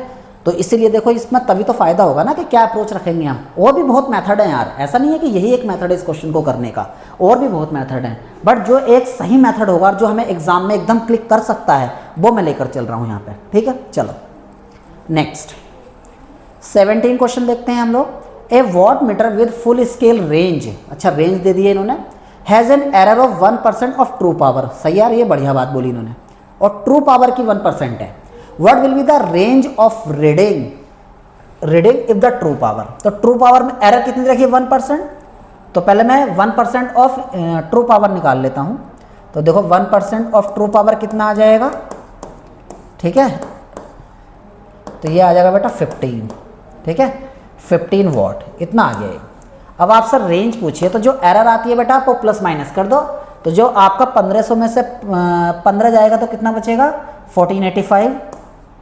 1485 वॉट, और जब इसे ऐड कर दोगे 1500 में से तो 1515 यार, तो ये रेंज आ जाएगी यार। ठीक है, तो कौन सा ऑप्शन है? सी 1485। यस बेटा, तो आपका सी आंसर आ जाएगा। सिंपल है यार, मेजरमेंट से क्वेश्चन था ये आप लोगों के लिए। Which of the following effect is responsible for the production of light in electric discharge lamp, तो ionisation of gas and vapour. Okay, ये आपका हो जाएगा। ठीक है, जो थ्योरेटिकल क्वेश्चनों से आगे बढ़ते हैं। Anderson bridge can be used to determine a known inductance in terms of known capacitance and resistance बेटा। ठीक है, एंडरसन ब्रिज जो होता है, जो आपका लो क्वालिटी फैक्टर होता है, देखो जो मीडियम क्वालिटी फैक्टर होता है वो आपका मैक्सवेल ब्रिज से मेजर किया जाता है, और जो लो होता है वो एंडरसन ब्रिज से, और जो हाई क्वालिटी फैक्टर होता है वो आपका हेज ब्रिज से। ठीक है, ये आपके 3 ब्रिज बहुत फेमस है यार। वैसे भी इंडक्टेंस मेजरमेंट के लिए जो ब्रिजेस हम यूज़ करते हैं वो आपका Maxwell bridge, Maxwell inductance capacitance bridge, ठीक है, उसके बाद Hay's bridge, Anderson bridge, Owen's bridge. ठीक है, और ओवंस ब्रिज से हम परमेबिलिटी भी फाइंड करते हैं। ठीक है, परमेबिलिटी। ठीक, तो ये चीज़ ध्यान रखना। और कैपेसिटेंस मेजरमेंट के लिए डिसोटी ब्रिज और शेयरिंग ब्रिज, और फ्रीक्वेंसी मेजरमेंट के लिए वेन ब्रिज। ठीक है, ये ध्यान रखना। और वेन ब्रिज किस रेंज में फ्रीक्वेंसी मेजर करता है? 20, ठीक है, मतलब 20 से 20,000 हर्ट्स, जो ऑडिबल रेंज होती है ना। ठीक है, जो 20 हर्ट्स से 20,000 हर्ट्स की रेंज में एक सबसे अच्छा ब्रिज माना जाता है। कौन? Wien bridge. ठीक, next, an industrial load has a pattern of 8000 kilowatt at 0.8 lakh for 20 sorry 12 hours and 4000 kilowatt at unity power factor for 12 hour. Its load factor. अच्छा लोड फैक्टर पूछ लिया इस पर। देखो इसमें क्या करेंगे, सबसे पहले लोड फैक्टर का फॉर्मूला क्या होता है, ठीक है। Load factor equal to average demand upon maximum demand, shortcut में लिख दिया यार मैंने, मैक्सिमम डिमांड ये होता है। अब एवरेज डिमांड मैं फाइंड कर लेता हूँ। एवरेज डिमांड क्या होता है, टोटल एनर्जी जनरेटेड या area under the load curve upon में ड्यूरेशन, जबकि डेली लोड कर्व की बात चल रही है ये, ठीक है। इन्होंने बोला गया है देखो 12 घंटे के लिए इतना है, 12 घंटे के लिए इतना, तो डेली लोड कर्व है। तो देखो मैं पहले पी एवरेज निकाल देता हूँ। पी एवरेज मतलब एवरेज डिमांड, ठीक है। टोटल एनर्जी जनरेटेड बेटा देखो 8000 किलोवाट 12 घंटे के लिए, तो इसकी एनर्जी कितनी हो जाएगी 8000 इंटू 12 प्लस आगे कितनी 4000 12 घंटे के लिए, 4000 12 के लिए, और ड्यूरेशन कितना है इसका 24, क्योंकि 1 घंटे के लिए बात, सॉरी 1 दिन के लिए बात चल रही है। कहाँ से पता लगाया हमने, ड्यूरेशन देख के कि इतने घंटे के लिए ये और इतने घंटे के लिए ये। अब इसे जब मैं सोल्व करता हूँ तो इंडिविजुअली जब मैं डिवाइड करूँगा तो 12 से 24 2 बार कटेगा, और 2 से 8000 कितनी बार कटेगा 4000 बार, तो 4000 आएगा प्लस। और जब इसे इंडिविजुअली डिवाइड करूँगा तो 12 से 2 बार, तो यहाँ से 2000, ठीक है। तो कितना आ जाएगा ये आ जाएगा 6000 किलोवाट, ठीक है, किलोवाट, ठीक है। अब देखो आगे क्या है, मैक्सिमम लोड कितना दिख रहा है आपको, पी मैक्स, मैक्सिमम डिमांड कितना दिख रहा है 8000 या 4000, कौन मैक्सिमम है, आप बोलोगे सर 8000 मैक्सिमम। अब मैं यहाँ वैल्यू पुट कर देता हूँ दोनों, तो पी एवरेज कितना आया 6000, ये आया 8000, तो 6/8 मतलब 3/4 जो कि 0.75 होता है, ठीक है। तो आंसर क्या आ जाएगा आपका ए, ठीक है। देखो बिल्कुल सिंपल क्वेश्चन था, इजीली आप लोग बना सकते थे। नेक्स्ट आगे बढ़ते हैं। What is the mechanical power developed by three phase induction motor when its running at 5% slip if the power input to the rotor. देखो power input to the rotor, अभी आपको बताया था, जो मैंने आपको डायग्राम बनाया था पावर फ्लो, जो पावर इनपुट टू रोटर होता है उसी को air gap power that is PG कहते हैं। तो पीजी कितना दे दिया इन्होंने 4000 वॉट, ठीक है। आगे क्या किया है, स्लिप दे दी यार इन्होंने, तो स्लिप कितनी हो गई, परसेंटेज में तो हम पुट करते ही नहीं है, तो ये परसेंटेज में है तो इसे नॉर्मल में बदलूंगा, तो 100 से डिवाइड कर दूंगा तो कितना आ जाएगा 0.05, ठीक है। अब power input to the rotor दे दिया, और आगे मैकेनिकल क्या पूछा, मैकेनिकल पावर डेवलप्ड। तो यार अभी आपको बताया था जख्म से, आपको ये वाला मैंने आपको अभी फॉर्मूला लिखाया था, दोबारा लिख देता हूँ 1s 1 - s, लेकिन किस किस में रिलेशन पूछा, डेवलप्ड पावर पूछिए, तो पीजी और पीएम, तो PG upon PM equal to क्या हो जाएगा, पीजी और पीएम मतलब पहला और थर्ड, तो 1/1 - s। लेकिन आपसे पीएम पूछा तो मैं उल्टा कर देता हूँ यार, तो पीएम इक्वल टू पीजी, और उधर से उल्टा करूँगा तो 1 - s ऊपर चलाएगा, 1 नीचे, तो 1 से तो कोई मतलब फ़र्क पड़ेगा ही नहीं। 1 - s का मतलब पीजी पहले बताओ कितना दे रखा है 4000, और 1 - s 1 में से स्लिप माइनस कर दो, 1 - 0.05 करोगे तो 0.95। जब इसकी मल्टीप्लाई कर देंगे तो बेटा आपका ए आंसर आ जाएगा, ठीक है, ए आंसर आ जाएगा, ठीक है, वॉट। कि मुझे सब आंसर पता है पहले से, क्योंकि मैंने इसे सारे को ना पेपर को पहले से ही एक बार सोल्व करके देखा है, जिससे कि आप लोगों से कोई भी दिक्कत ना आए। तो बेटा आप लोगों का आंसर क्या आ जाएगा, ये आ जाएगा जब इसका पूरा मल्टीप्लाई करोगे ना। और वैसे भी यार देखो, जो आप लोगों का प्रीवियस ईयर का पेपर था यही मैंने प्रिंट निकाला, और इसमें जो मुझे लगा कि हाँ ये क्वेश्चन गलत है, से एक क्वेश्चन मिला भी, ठीक है, बाकी और सारे सही हैं यार, है ना, सारे क्वेश्चन बाकी सही है। मुझे एक ही क्वेश्चन ऐसा दिखा जो कि गलत फ्रेमिंग थी, बिल्कुल सामने आप लोगों के। आगे बढ़ते हैं। तो इसे ना यार देखो, जब भी आप इस वीडियो को देखोगे ना तो इसे देखकर आप मार्क करना कि कितने क्वेश्चंस आप बना पा रहे हो, ठीक है, ध्यान रखना, ठीक। आगे देखो, 2 watt meter are use to measure the three phase power in a balance star connected load. One of the watt meter show 0 reading with normal connection. अच्छा नॉर्मल कनेक्शन, देखो नॉर्मल कनेक्शन में जो पहला वाट मीटर होता है generally उसकी जो reading होती है VL IL cos 30+5, माइनस भी हो सकता है, डिपेंड करता है कि कहाँ कनेक्टेड है। और दूसरे वाले की अगर इसकी मैंने प्लस ले ली तो दूसरे वाले की माइनस होगी यार, बस इतना सा ही फ़र्क रहता है इसमें नॉर्मल कनेक्शन में। ये है बेटा, इसे इक्वेशन नंबर 1 मान लेता हूँ मैं थोड़ी देर के लिए, इसे 2 मान लेता हूँ। अब देखो यहाँ से मैंने बोला एक वॉट मीटर की रीडिंग 0 है, वो कब हो सकती है जब 560 हो। अगर 560 हो गया तो 60 + 30 कितना हो जाएगा 90, और cos 90 0 तो सब 0, तो W1 तो 0 आ जाएगा। तो ये कहाँ से आता है, पूरा डेरिवेशन कराते हैं हम लोग, वहाँ से आता है। फाई = 60 डिग्री, 60 डिग्री, तो इसका मतलब क्या हो जाएगा, W1 0 हो जाएगा, दूसरा वॉट मीटर रीडिंग देगा, ठीक है, टोटल पावर वही मेजर करेगा। तो यहाँ से कितना आ जाएगा, फाई यहाँ से 60 डिग्री आ गया, लेकिन उन्होंने ये नहीं पूछा कि फाई कितना होगा, इन्होंने पावर फैक्टर पूछा है। तो पावर फैक्टर क्या होता है, cos फाई। अब फाई कितना लेंगे कि एक वॉट मीटर की रीडिंग 0, 60, और cos 60 कितना होता है, cos 60 होता है 0.5, तो आंसर आ जाएगा आपका डी, ठीक है। नेक्स्ट, सिंगल फेज, अच्छा क्या, surge impedance loading of A lossless 200 kV 3 phase 50 hertz overhead line of average surge impedance of this. अच्छा, सर्ज इंपीडेंस लोडिंग का देखो यार फॉर्मूला क्या होता है, सर्ज इंपीडेंस लोडिंग मैंने शॉर्टकट में लिखा है KVL का स्क्वायर अपॉन ZC।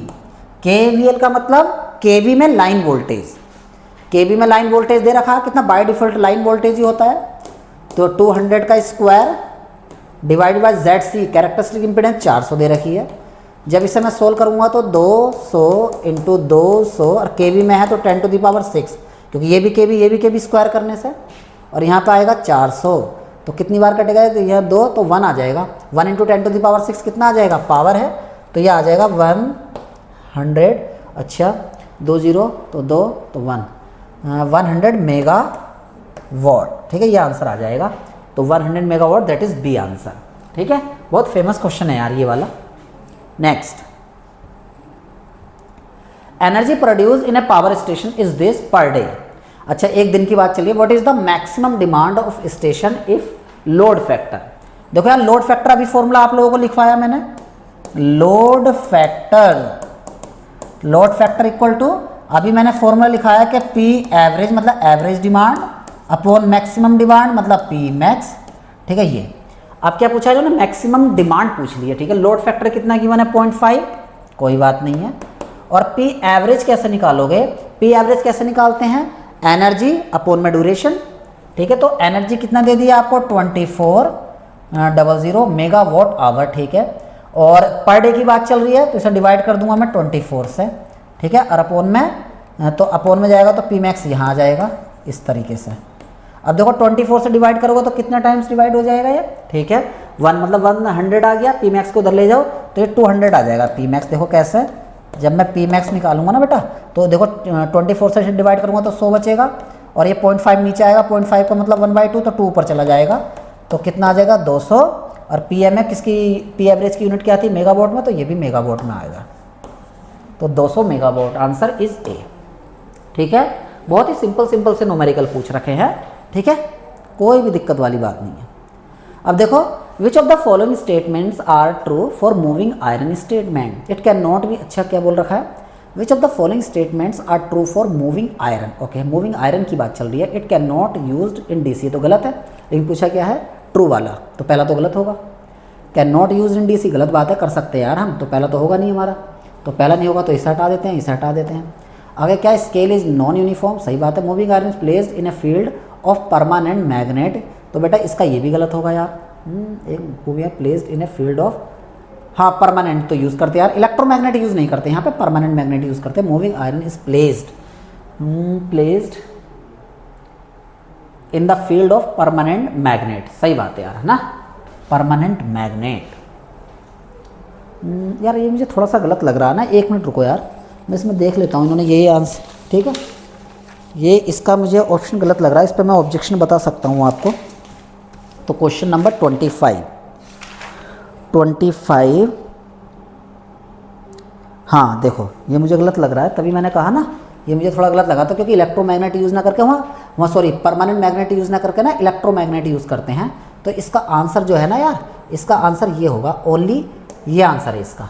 अब देखो डिफ्लेक्टिंग टॉर्क का फॉर्मूला क्या आता है ना, TD = ½ I²DL/d थीटा, ठीक है, ये होता है। तो नॉन यूनिफॉर्म तो आ ही गया यार, टॉर्क जो है करंट के, और TD क्या होता है, अंडर बैलेंसिंग कंडीशन, इसी को मैं देखो TC क्या होता है, स्प्रिंग कंट्रोल में K थीटा, तो TD = TC करूँगा तो K theta, equal to half I square D L by D theta. तो यहाँ से थीटा किसके प्रोपोर्शनल आ गया, करंट के स्क्वायर के ना, तो नॉन यूनिफॉर्म स्केल आ जाएगा ना बेटा। अगर मान लो ये थीटा है, ये आई है, तो इस तरह से रिलेशन आएगा जो कि नॉन लीनियर है। इसलिए मुझे थोड़ा सा क्लिक किया यार, परमानेंट मैग्नेट यूज़ नहीं करते हैं, इलेक्ट्रोमैग्नेट यूज़ करते हैं मूविंग आयरन के अंदर ना। तो आपका थर्ड भी नहीं होगा, तो आपका ये आंसर होगा सी। तो इसे कट कर देना यार, मैं इसे लिख मार्क भी कर लेता हूँ, क्योंकि बाद में अगर आपकी PDF में शेयर करूँगा ना तो वहाँ आपको समझ में आ जाएगा। ये कभी गलत मेरी वो चली जाए ना। कौन से नंबर का क्वेश्चन था, 25। मैंने सही करा दिया आपको, यहाँ मैं आपको सब सही कराऊँगा, लेकिन किसी वजह से अगर इसमें 25, ठीक है। हाँ, ये क्वेश्चन था, एक क्वेश्चन हो रहा था पीछे, चलो उसे मैं देख लूँगा बाद में। अब हम आगे कंटिन्यू करते हैं, वरना लंबा सेशन हो जाएगा यार काफ़ी। तो इसका आंसर बेटा ध्यान रखना, इसके लिए नॉन यूनिफॉर्म यही सही होगा और ट्रू ही हमें छांटना था। अगर बोलता कि रॉन्ग कौन सा होगा तो 1 और 3, तब हमारा आंसर कौन सा हो जाता, ए आंसर हो जाता।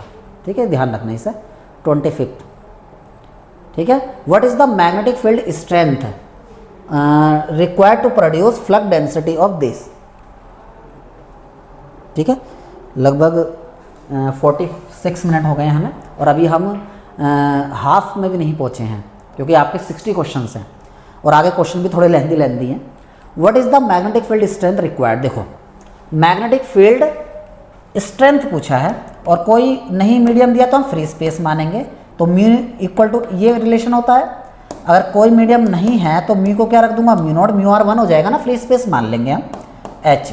अब आपसे क्या पूछा है, बी की वैल्यू अच्छा दिए इन्होंने वेबर पर मीटर, अच्छा मिली वेबर पर मीटर स्क्वायर, तो रख देते हैं यहाँ पे 1 मिली वेबर पर मीटर स्क्वायर है, तो उसे मैं 1 × 10⁻³ लिख लिया यार।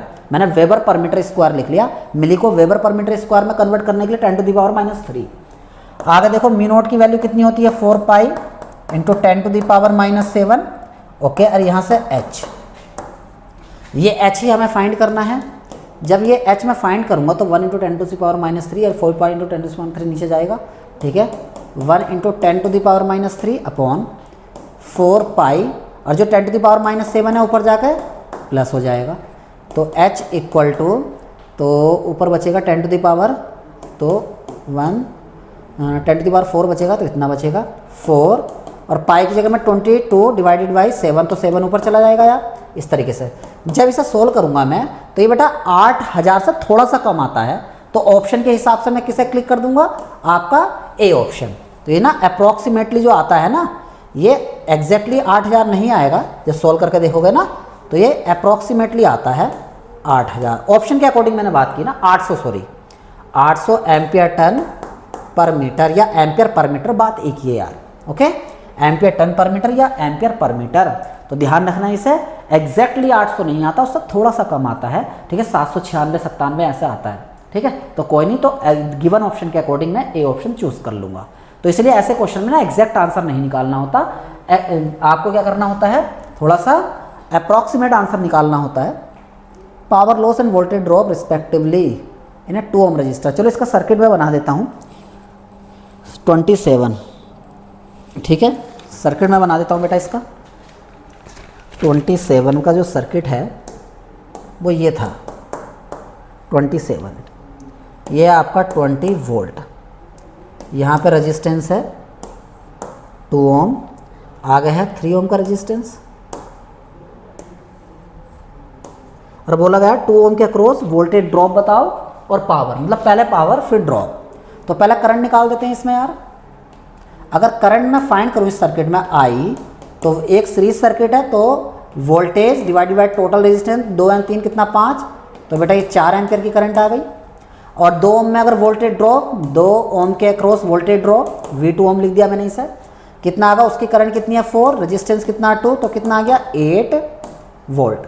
अब पावर फाइंड करता हूँ किसमें, 2 ओम के अक्रॉस, तो पावर का फॉर्मूला लगा देता हूँ, उसमें करंट कितनी है I² × R लगाता हूँ, तो करंट कितनी है उसके अंदर, करंट तो सीरीज सर्किट है सेम ही होगी, 4 का स्क्वायर, रेजिस्टेंस की वैल्यू कितनी है 2, तो 4 × 16 दूनी 32, और यूनिट क्या होती है वॉट, तो आपका क्या आएगा 32, और उसके बाद में आएगा 8, तो आंसर इज ए। ठीक है, तो सर्किट आप लोगों का मैंने सामने बना दिया आप लोगों के ना। Next, what type of synchronous generator is used in hydro electric या सैलिएंट पोल। और यहीं अगर पूछता थर्मल पावर प्लांट में कौन, सिलेंड्रिकल रोटर टाइप। दो तरह के रोटर होते हैं सिंक्रोनस मशीन में, salient and cylindrical. A star connected resistive network with 20 ohm in each phase is supplied with a 3-phase AC source of this. What is the total power consumed in the circuit? चलो 3 phase circuit है यार, 3 phase circuit है तो power का formula, ठीक है, 3 VPH का square upon में रेजिस्टेंस दिया है ना, रेजिस्टेंस दिया है, ये हो गया। एक फेज की power VPH square by R, 3 का मैंने 3 से मल्टीप्लाई कर दिया। और जनरली क्वेश्चन के अंदर जो वैल्यू गिवन होती है वोल्टेज इसकी, वो लाइन होती है, तो ये लाइन दे रखा है। तो स्टार कनेक्शन है तो 3 VPH निकालने के लिए क्या करूंगा, तो V line to line divided by √3। Star connection में VL इक्वल टू √3 VPH ना, तो VPH equal to V line to line upon √3, इसका स्क्वायर अपॉन में 20 क्यों लिखा यार, क्योंकि बेटा रेजिस्टेंस की वैल्यू है ना। अब देखो जब इसका स्क्वायर करूंगा √3 का स्क्वायर 3 हो जाएगा, इस 3 को कैंसिल कर देगा, तो VLL का स्क्वायर जो कि 400 है, 400 इंटू 400 कर दूंगा। फिर देखो बेटा यहाँ से √3 का स्क्वायर तो 3 बचेगा ना, इस 3 को कैंसिल कर देगा, तो VL मतलब लाइन टू लाइन वोल्टेज का स्क्वायर जो कि कितना गिवन है लाइन टू लाइन वोल्टेज 400, तो 400 इंटू 400 क्योंकि स्क्वायर हो रहा है नीचे 20।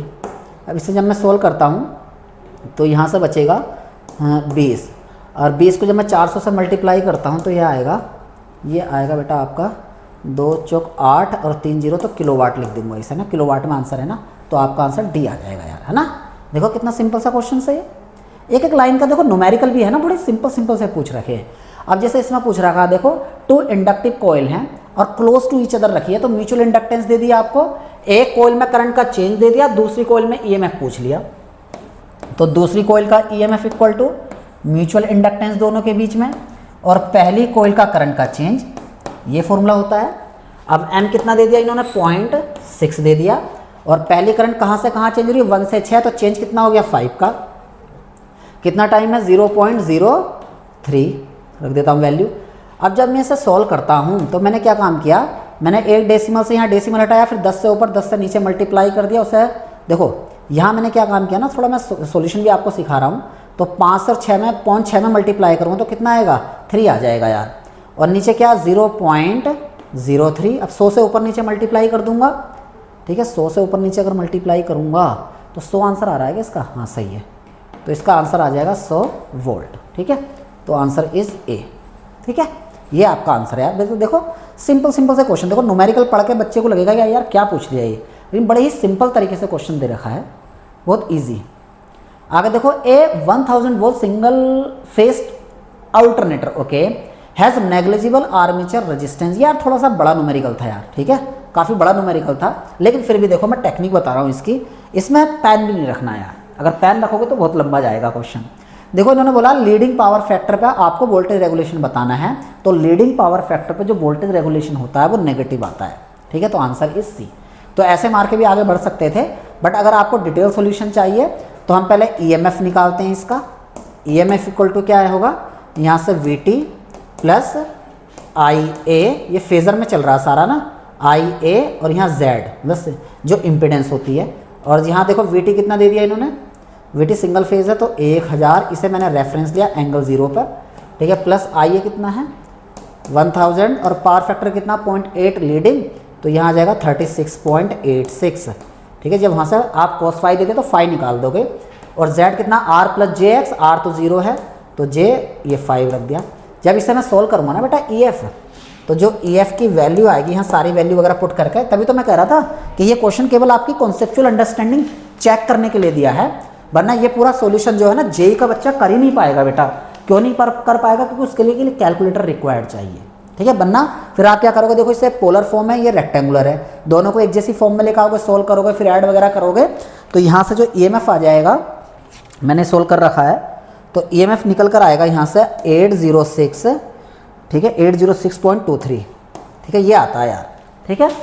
यही एक सवाल था, और जो कि मुझे लगा कि इसमें कैलकुलेटर की रिक्वायरमेंट है, केवल सिंगल क्वेश्चन। अब अगर एक बात बताओ, अगर टेक्निकल के अंदर 60 क्वेश्चन आए हैं, एक तो गलत हो गया था, वो तो मार्क्स टू ऑल हो जाएगा, और एक थोड़ा सा लेंथी आ गया, तो आपका कितना बचा 58। मान लो एक क्वेश्चन और आ गया, मान लेता हूँ 2 क्वेश्चन 3 क्वेश्चन, तो 55 क्वेश्चन तो आप बेटा बिल्कुल हलवा है एकदम यार, 55 क्वेश्चन बिल्कुल हलवा एकदम, और वो आपके सामने भी हैं, मैं मान के चलता हूँ चलो ये कॉन्सेप्चुअल अंडरस्टैंडिंग नहीं होगी बच्चे को, लेकिन फिर भी मैं सीधा बताता हूँ कि लीडिंग पावर फैक्टर का नेगेटिव, और वहाँ सॉल्व भी कराता हूँ जिससे बच्चों को वो पता लग जाता है कि कैसे आ रहा है। तो अगर उस बच्चे ने वो चीज़ें कवर की है तो वो वहाँ से देखकर एकदम से इसे क्लिक कर सकता है कि voltage regulation leading power factor में पूछा तो नेगेटिव होगा। एक ही ऑप्शन नेगेटिव दे रखा था, आपको सॉल्व भी नहीं करना। अगर बेटा इसे सॉल्व करने लगोगे ना एग्जाम में, कम से कम आपके 5 से 10 मिनट चले जाएंगे एक जेई वाले बच्चे के लिए, ओके, क्योंकि उसकी पोलर रेक्टेंगुलर ये भी फॉर्म थोड़ा क्लियर नहीं होती, तो इसलिए उसमें काफ़ी टाइम दे देगा। और जिससे कॉन्सेप्चुअल अंडरस्टैंडिंग होगी टिक मार के आगे निकलेगा, ठीक है। और वोल्टेज रेगुलेशन का फॉर्मूला देखो, EF minus VT upon VT into 100 ये होगा। अब EF कितना दे दिया आप लोगों को, जो हमने सोल्व किया यहाँ से, जो मैंने डायरेक्ट लिखा है इतना, यहाँ डेसिमल है, माइनस 1000 अपॉन में 1000 इंटू में 100। जब इसे पूरा सॉल्व करोगे आप लोग तो कितना आएगा देखो, जब बेटा इसे सॉल्व करोगे तो ये आ जाएगा माइनस का, क्योंकि छोटे में से ज़्यादा माइनस हो रहा तो माइनस ही आएगा, ठीक है। यहाँ आएगा 9, ठीक है। तो जो आपका सी आंसर है ना 38, और बेटा यहाँ 100 से मल्टीप्लाई कर देना तो कितना आ जाएगा, माइनस 19.38%, ठीक है। तो आपका सी आंसर आ जाएगा, लेकिन इतना सॉल्व नहीं करना, कॉन्सेप्चुअल अंडरस्टैंडिंग काफ़ी है इसके लिए। Next, which type of distribution system to dispense electric power in residential area. तो न्यूट्रल चाहिए हमें, 3 फेज होता है, तो 3 phase 4 wire, that is B answer, ठीक है। Next, consider the following test on a single phase transformer, OC test, SC test, retardation test. तो कौन सा टेस्ट है जिससे हम वोल्टेज रेगुलेशन फाइंड करते हैं, तो बेटा शॉर्ट सर्किट टेस्ट दो, ओनली 2, तो आपका आंसर हो जाएगा B. 34, what is the voltage regulation of transformer while supplying a current of 10 ampere at 480 volt at a power factor of 0.8 lag if the equivalent resistance and reactance of the transformer refer to the secondary are 0.6 ohm and 0.8 ohm respectively। तो देखो यार, voltage regulation का सीधा सा formula लगाना है। यहाँ पे परसेंटेज वोल्टेज रेगुलेशन पूछा है, तो परसेंटेज वोल्टेज रेगुलेशन, या मैं इसे, ठीक है, इधर लगा देता हूँ %, उससे कोई फर्क नहीं पड़ेगा। ये होता है बेटा देखो I2 in bracket R equivalent two, equivalent और 2 का मतलब refer to secondary, cos phi, ठीक है। लैगिंग के लिए पूछा तो प्लस आएगा, ठीक है। फिर आएगा आपका X equivalent two sine phi upon में V2 इंटू 100। अब वैल्यू पुट करते हैं यार हम लोग, फुल लोड के लिए बात कर रहे हैं तो इसलिए यहाँ पे कुछ मल्टीप्लाई करना नहीं करना, और हाफ लोड पे पूछा तो हाफ से मल्टीप्लाई कर देते। अब आगे देखो क्या पूछ रखा है ना, वैल्यू पुट करते हैं यार हम लोग। वैल्यू कितनी कितनी दे रखी है, I2, ठीक है, रखते हैं यार, 10 एम्पियर है। और बेटा देखो इन्होंने पावर फैक्टर cos 5.8 दे दिया, तो cos square theta plus sine square theta equal to 1, तो sine square theta equal to 1 minus cos square theta, तो sine theta equal to √1 minus cos square theta, तो वहाँ से साइन थीटा निकल कर आ जाएगा 0.6, ओके। तो यहाँ मैं डायरेक्ट रख रहा हूँ उस चीज़ को। R इक्विवेलेंट कितना गिवन है, पहले R है या X मैं चेक कर लेता हूँ, पहले रेजिस्टेंस और फिर रिएक्टेंस, ठीक है। पहले वाला क्या रेजिस्टेंस है, तो 0.6, ओके। और cos फाई कितना है 0.8, ठीक है। और प्लस का साइन, और x कितना है 0.8, और बेटा आपका साइन फाई कितना 0.6, ये तो सेम ही आ गया। अपॉन में V2 कितना 480 और इंटू में 100। अब देखो इधर यार, ये डेसिमल को अगर मैं भूल जाऊँ कुछ देर के लिए, सोर्स को ना मैं अंदर भेज देता हूँ, तो इसके साथ भी जाएगा, इसके साथ भी, तो दोनों डेसिमल खत्म हो जाएंगे। और 8 6 48, 48 प्लस 48, तो कितना बचेगा देखो, 10 को ऐसे रहने दो, तो 2 इंटू 48 अपॉन में 48, इतना वो 100 कहाँ चला गया, अंदर भेज दिया मैंने, इंडिविजुअली मल्टीप्लाई कर दिया। अब इससे कट करूँगा तो मैं कितना 10, तो 0.2, तो नीचे अगर मैं इससे कट करूँगा तो ये आएगा आपके लिए नीचे 10 आ जाएगा, और ये 2, ठीक है। ये 10 और नीचे से इसे मैंने इसे काटा तो 10, तो कितना आएगा 2% दे रखा है क्या, 2%, यस बेटा। तो ए आंसर आपका राइट है, ये आपके सामने सॉल्यूशन है। नेक्स्ट, एन ऑटो ट्रांसफॉर्मर कितनी वाइंडिंग होती है बेटा, अरे एक ही तो वाइंडिंग होती है, उसी का एक पार्ट, उसी का कुछ पार्ट कॉमन होता है प्राइमरी और सेकेंडरी के लिए, तो वाइंडिंग एक ही होती है यार।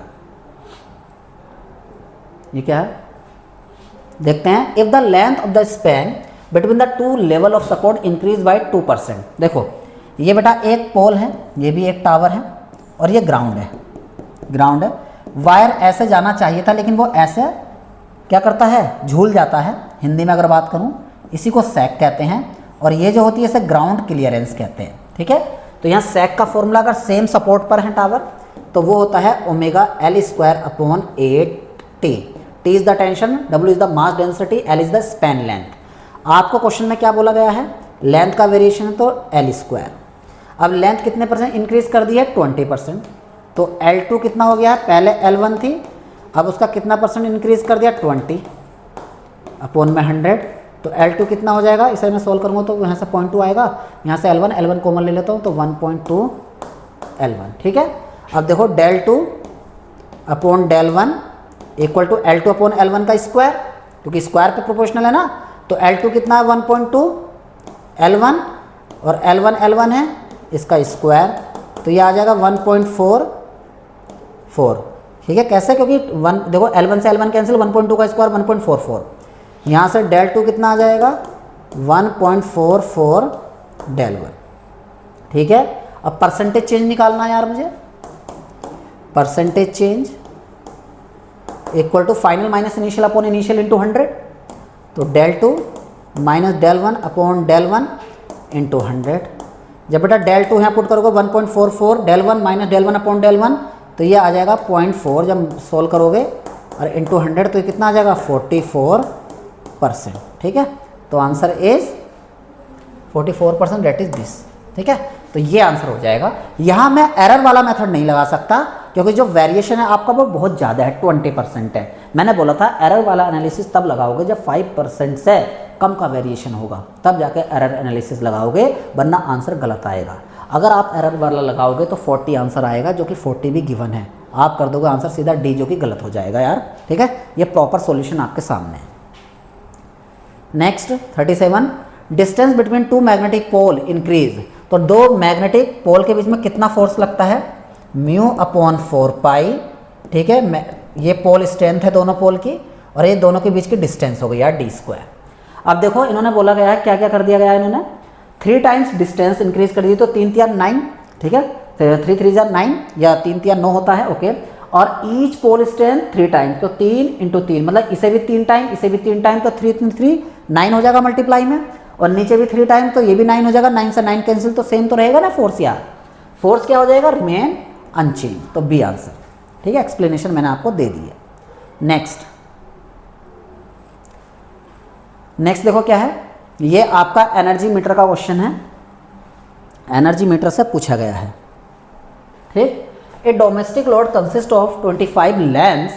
अच्छा, तो पहले मैं टोटल एनर्जी कंजम्पशन निकालता हूँ।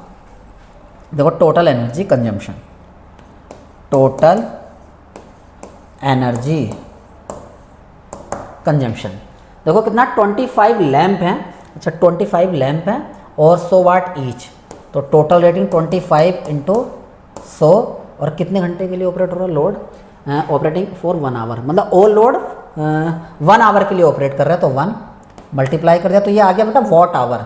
लेकिन मुझे किलोवाट में चाहिए, तो मैंने किलोवाट में कन्वर्ट करने के लिए 1000 से डिवाइड कर दिया है। आगे देखो प्लस, आगे क्या है बेटा, 5 फैन है, 5 फैन है, ईच की रेटिंग 60 और 1 घंटे के लिए ऑपरेट हो रहा है, डिवाइडेड बाई 1000 किलोवाट आवर में आ गई। आगे क्या है, अच्छा 2 हीटर हैं, 2 है, ईच की यूनिट कितनी है 2 किलोवाट, 1 घंटे के लिए ऑपरेट हो रहा है, लेकिन यहाँ 1000 से डिवाइड नहीं करूँगा क्योंकि किलोवाट में है आपकी पावर, तो टाइम आवर में है, तो किलोवाट आवर आ गया।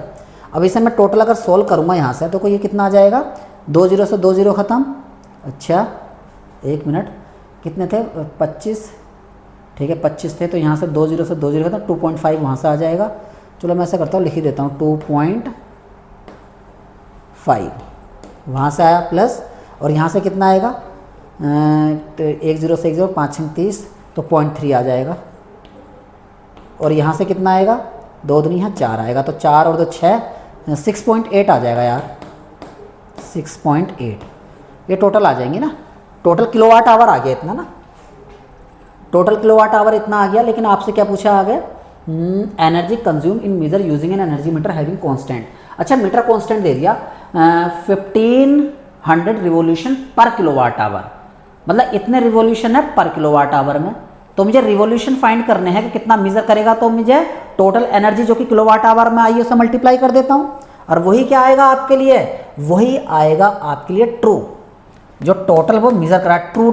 ट्रू रिवोल्यूशन कितने आ जाएंगे, टोटल एनर्जी कितनी आई है 6.8 जो कि किलोवाट आवर में है, और जो आपके मीटर कांस्टेंट कितना है 1500, ठीक है, रिवोल्यूशन पर किलोवाट आवर। और ये किलोवाट आवर, तो किलोवाट आवर कैंसिल, तो ये रिवोल्यूशन में आएगा। कितना आएगा 1500, इसकी मैं मल्टीप्लाई करता हूँ, तो मैं कैलकुलेटर ले लेता हूँ यार जिससे कि जल्दी हो जाए, ठीक है, और एरर ना आए कुछ, ठीक है। तो यहाँ मैं इसे सॉल्व करता हूँ, अगर 1 मिनट,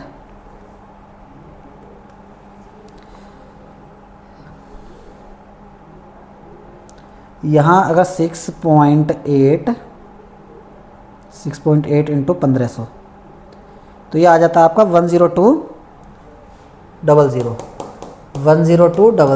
इतने रिवोल्यूशन आ गया यार, ठीक है, इतने रिवोल्यूशन आ गया। जबकि उन्होंने क्या बोला, number of revolution recorded by the meter, ये मीजर्ड है यार, कि कितना वो मीजर कर रहा है, कितना मीजर कर रहा है 9750, ठीक है, रिवोल्यूशन इतना है। अब बेटा एरर क्या होती है, परसेंटेज एरर, इसे इधर रख देता हूँ मैं। एरर क्या होती है, measured value minus true value upon में ट्रू वैल्यू इंटू 100। तो मीजर्ड वैल्यू कितनी है, रख देते हैं यहाँ पर, मीजर्ड वैल्यू आपकी 9750 माइनस ट्रू वैल्यू कितनी है, इससे ज़्यादा है बिल्कुल 10200, और अपॉन में ट्रू 10200 इंटू में 100। तो ये माइनस में आएगा आंसर, जो कितना आ जाता है सोल्व करके, ये आता है आपका आंसर सी। तो आंसर इज -4.41%, ठीक है। बड़ा अच्छा सवाल था यार ये, ऐसा नहीं है किसी एग्जाम में आया है, काफ़ी बार पूछा गया पहले से, तो वही कॉपी कर दिया इन लोगों ने। A permanent magnet moving coil, यार मूविंग कॉइल मतलब पीएमएमसी की बात चल रही है, तो केवल डीसी मेजर करती है, ठीक है। Next, what is the total number of electrons that pass through a conductor in 2 second, और करंट दे दी है। यार बच्चा जानता है कि Q equal to N E formula होता है जब हमें नंबर ऑफ इलेक्ट्रॉन फाइंड करने होते हैं, और Q की जगह IT रख दिया मैंने यार, क्योंकि Q equal to IT that is I equal to Q upon T, वहाँ से एनी। अब मैं सारी वैल्यू पुट कर देता हूँ। I कितना गिवन है 8 इंटू 10⁻³ यार, क्योंकि वो मिली एम्पियर में, मैंने एम्पियर में करके रखा है। T इक्वल टू कितना 2 सेकेंड, अगर मिनट होता तो सेकंड में कन्वर्ट करके लिखता। एन मुझे फाइंड करना है, E की वैल्यू 1.6 इंटू 10⁻19। ओके, अब सोल्व कर देते हैं।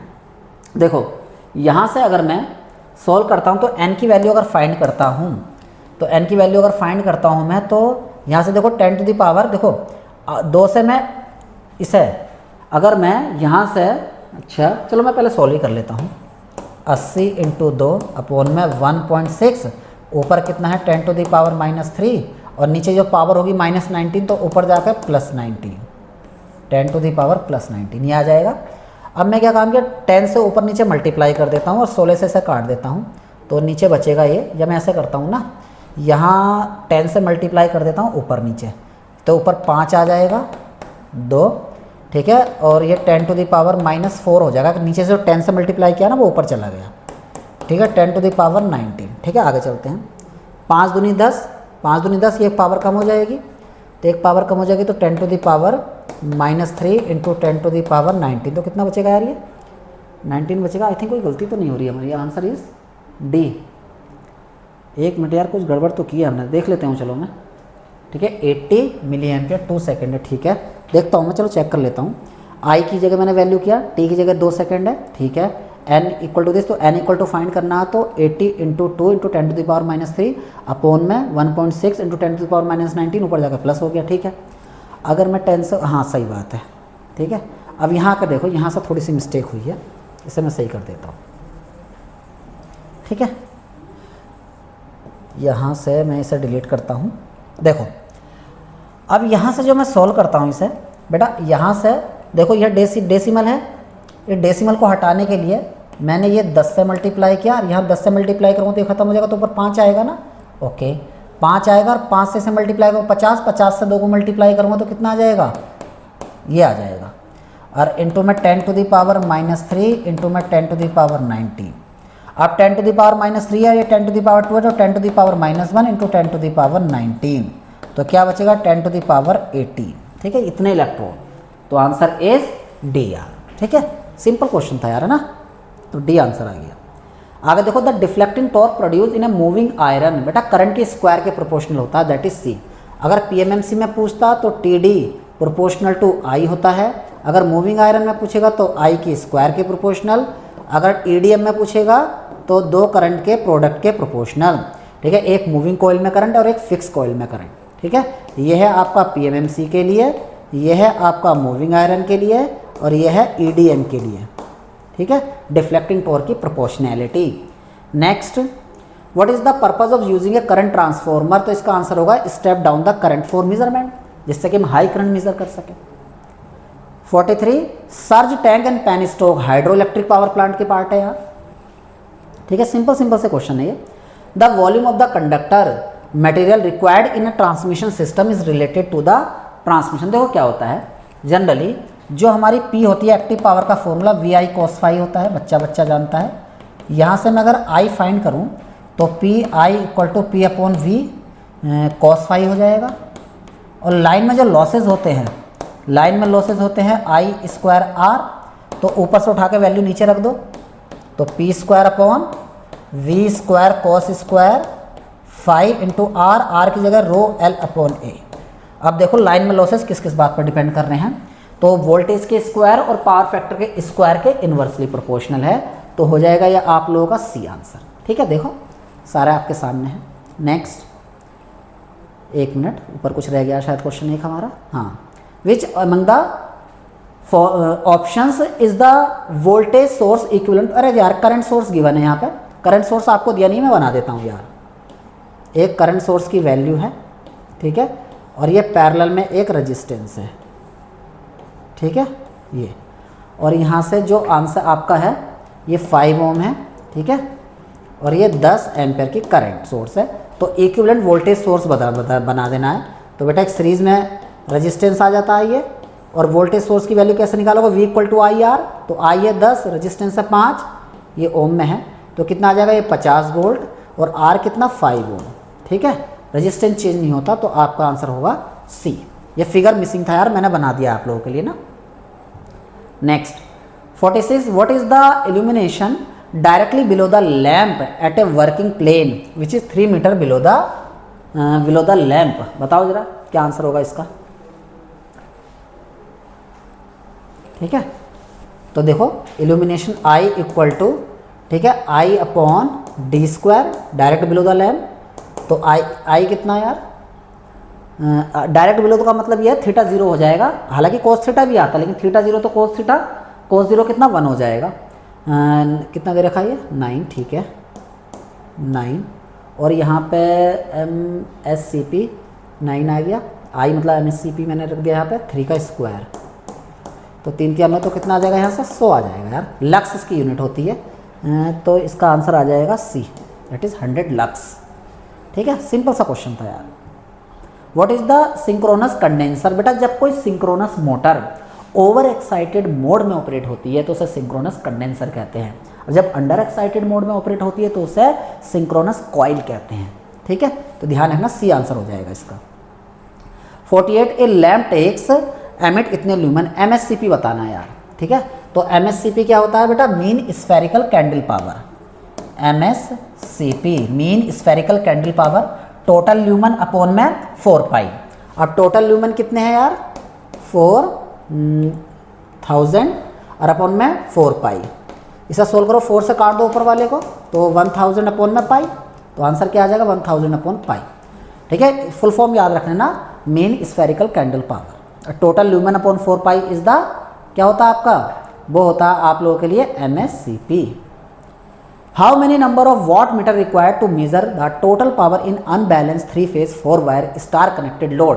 बेटा देखो अनबैलेंस सिस्टम है तो जितने फेस उतने वॉट मीटर, तो सी आंसर 3rd, और यही बैलेंस होता तो एक कम यूज करते हैं। The current drawn by DC series motor increase from 2 to 4, that is 2 times हो गई।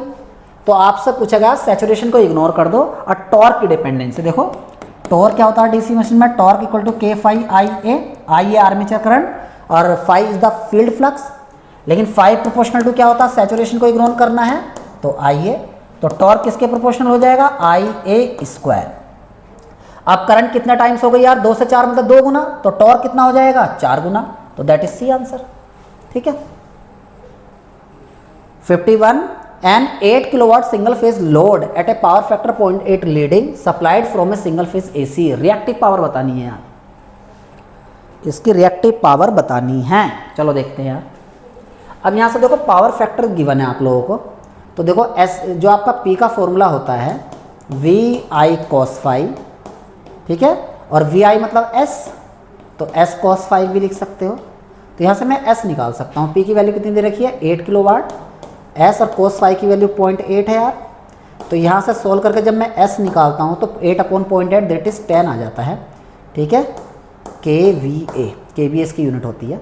अब एस आपके पास है, ठीक है। अब देखो तीनों पावर में रिलेशन क्या होता है, क्योंकि हमें क्या पूछा है? रिएक्टिव पावर पूछी है। तो देखो क्या होता है? पी स्क्वायर पाइथागोरस थ्योरम से, पावर ट्राइंगल से, एस स्क्वायर। अब एस स्क्वायर आपके पास 100 है, पी भी आपके पास है, तो क्यू स्क्वायर कितना हो जाएगा? 100 का स्क्वायर माइनस पी का स्क्वायर दैट इज 8 का स्क्वायर।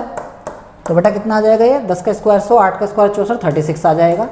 तो यहाँ से जब मैं क्यू फाइंड करूँगा तो 36 का स्क्वायर रूट दैट इज 6 के वी ए आर। ठीक है, किलो वोल्ट एम्पियर रिएक्टिव, तो के वी ए आर 6 के वी आर। और देखो लीडिंग क्यों होगी? क्योंकि पावर फैक्टर लीडिंग है, लैगिंग भी दे रखा है, इसलिए वो वाला ऑप्शन नहीं चूज करोगे।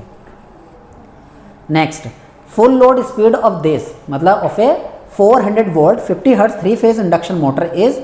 अच्छा, फुल लोड स्पीड दे दी। अब देखो इंडक्शन मोटर की जो स्पीड होती है ना, कभी वो सिंक्रोनस स्पीड से रोटेट नहीं करता, बट सिंक्रोनस स्पीड से जस्ट कम स्पीड होती है। अब मुझे ये पूछा इन्होंने कि स्लिप बता दो। अच्छा, इसमें स्लिप पूछी है, चलो कोई बात नहीं है। तो स्लिप बतानी है तो बेटा इसके लिए ना एनएस फाइंड करना पड़ेगा।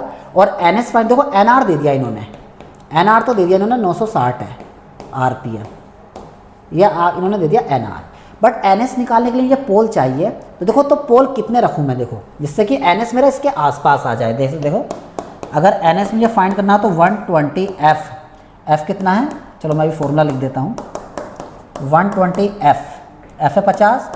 अगर मैं पोल की वैल्यू देखो एक तो होगी नहीं, 2 रखता हूँ तो 3000 स्पीड आ रही है, जो कि इससे बहुत ज़्यादा है। और ज़्यादा कहाँ होगी यार? ज़्यादा तो होगी नहीं, तो 2 भी नहीं रख सकता, 3 रखूँगा नहीं, ओड नंबर है। 4 रखता हूँ तो 4 तिया 12, 3 पंजे 15, 1500 अभी भी बहुत दूर।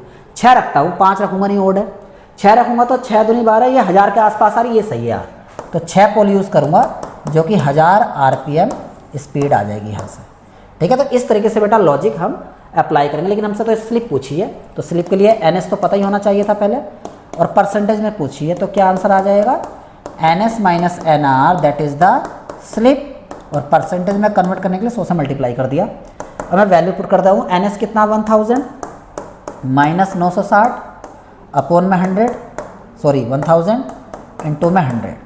तो यहाँ से सोल्व करोगे तो कितना आएगा? ऊपर 40 अपॉन में 1000 इंटू में 20 से 20 खत्म, तो 4%।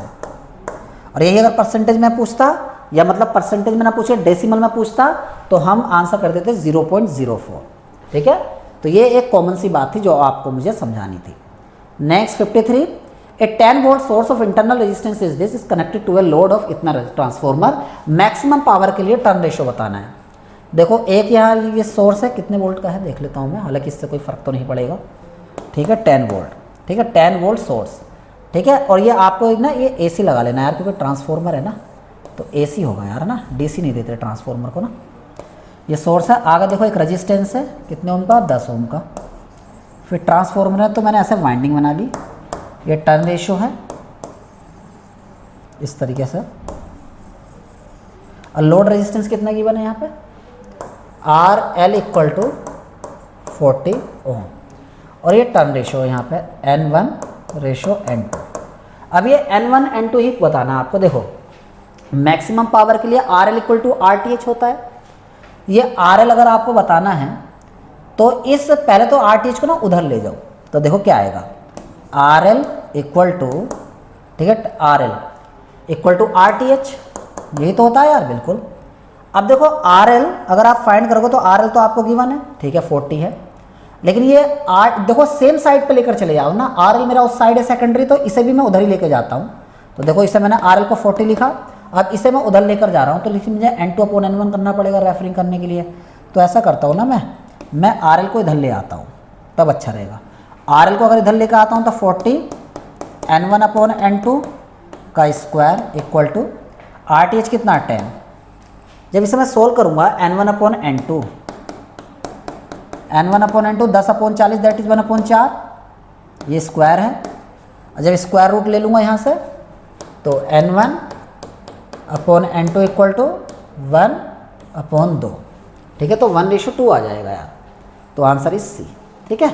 इस तरीके से करेंगे हम सोल्व, ठीक है। सिंपल सा क्वेश्चन था, बहुत फेमस है। What is the unit use to express the breaking capacity of circuit breaker, यार MVA, ठीक है, MVA।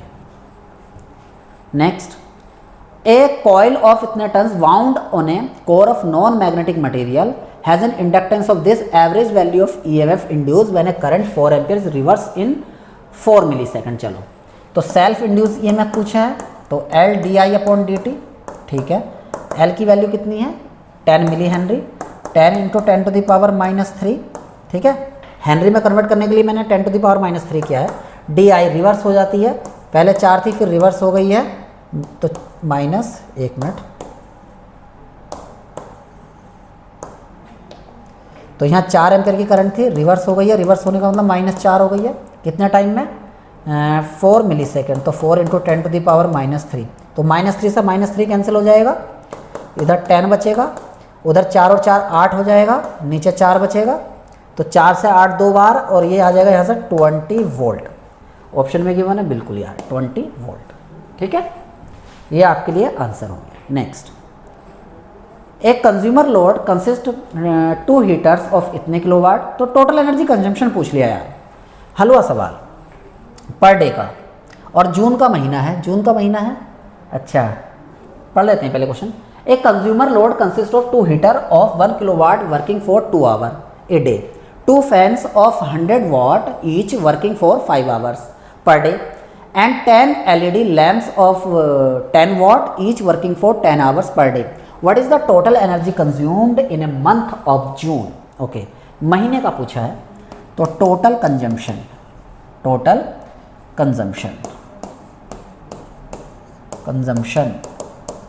कितना आएगा, देखो टोटल कंजम्पशन।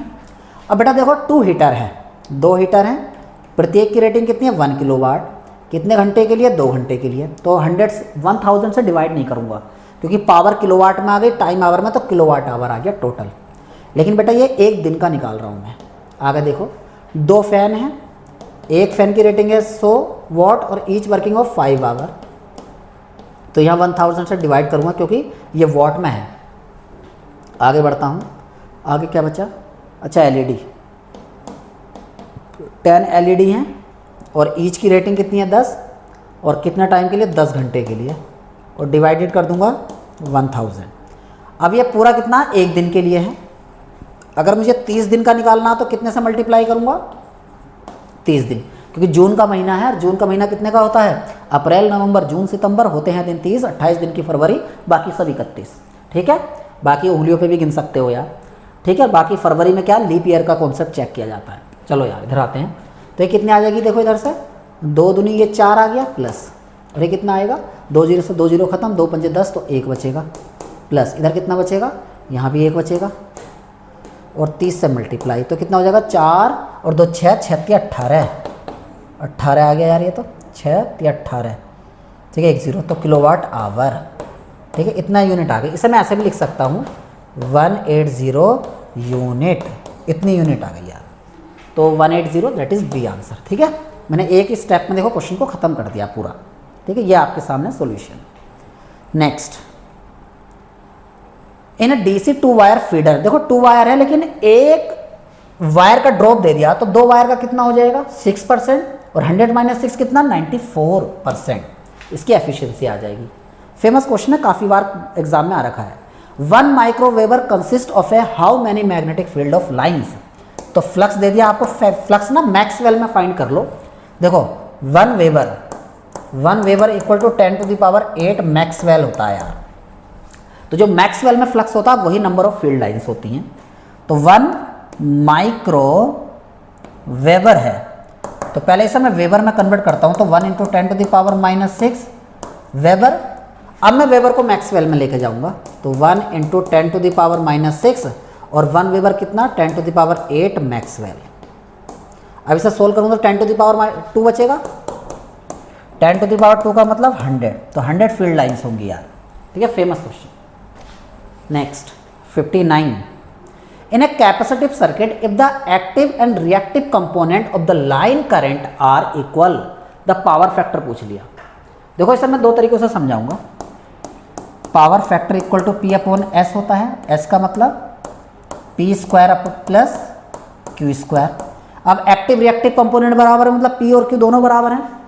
ठीक है, P और Q दोनों बराबर हैं, तो देखो ऊपर P नीचे दोनों को मैंने PP रख दिया, तो 2P² आएगा अंडर रूट के अंदर। यहाँ से कितना आ जाएगा P/, यहाँ से P² बाहर जाएगा, P रूट बचेगा, तो 1/√2 कितना बचेगा 0.707। ठीक है, और कैपेसिटिव है तो लीडिंग आएगा यार, तो ए आंसर। ठीक है, दूसरा तरीका बेटा R/Z कर सकते थे।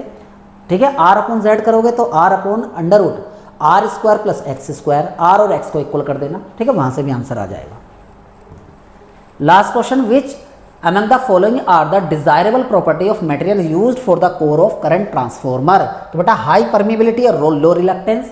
तो हाई परमिएबिलिटी, तो ए ऑप्शन में क्या, लो reluctance and low iron loss. सही बात है यार, रिलक्टेंस लो होनी चाहिए, लो आयरन लॉस होना चाहिए, क्योंकि बेटा परमिएबिलिटी अगर हाई होगी ना, क्योंकि रिलक्टेंस का फॉर्मूला क्या होता है, रिलक्टेंस को अगर मैं आर से दिखाऊं, जनरली एस से दिखाते हैं, चलो आर से दिखा देता हूँ, तो L/μ × A। तो अगर ये परमिएबिलिटी हाई होगी तो रिलक्टेंस तो लो हो जाएगी ना, तो ए आंसर। ठीक है, लो रिलक्टेंस, लेकिन हाई आयरन लॉस दे रखा है इसमें, ये गलत हो गया, इसलिए ए आंसर हो जाएगा। ठीक है, तो यार ये आपका पूरा सॉल्यूशन था जो कि मैंने आपको यहाँ कराया है। ठीक, तो ये 60 क्वेश्चन आप लोगों के एग्जाम में PSTCL में 2021 में जो एग्ज़ाम कंडक्ट हुआ था आप लोगों का, उसका सॉल्यूशन मैंने कराया। अगर मैं अपनी एनालिसिस बताऊँ आप लोगों को कि ओवरऑल क्वेश्चन का पेपर कैसा था, बहुत ईजी था यार, आप आराम से 90% स्कोर कर सकते थे। ठीक है, फिलहाल अगर आप लोगों को लग रहा है कि सॉल्यूशन में कहीं भी आपको कोई डिटेल सॉल्यूशन चाहिए या किसी टॉपिक को आपको डिटेल में पढ़ना है, तो आप कमेंट बॉक्स में लिख सकते हैं, उस पर मैं पर्टिकुलरली डेडिकेटेड वीडियो बना दूंगा। ठीक है, तो आज के लिए इतना ही। All the best, thank you.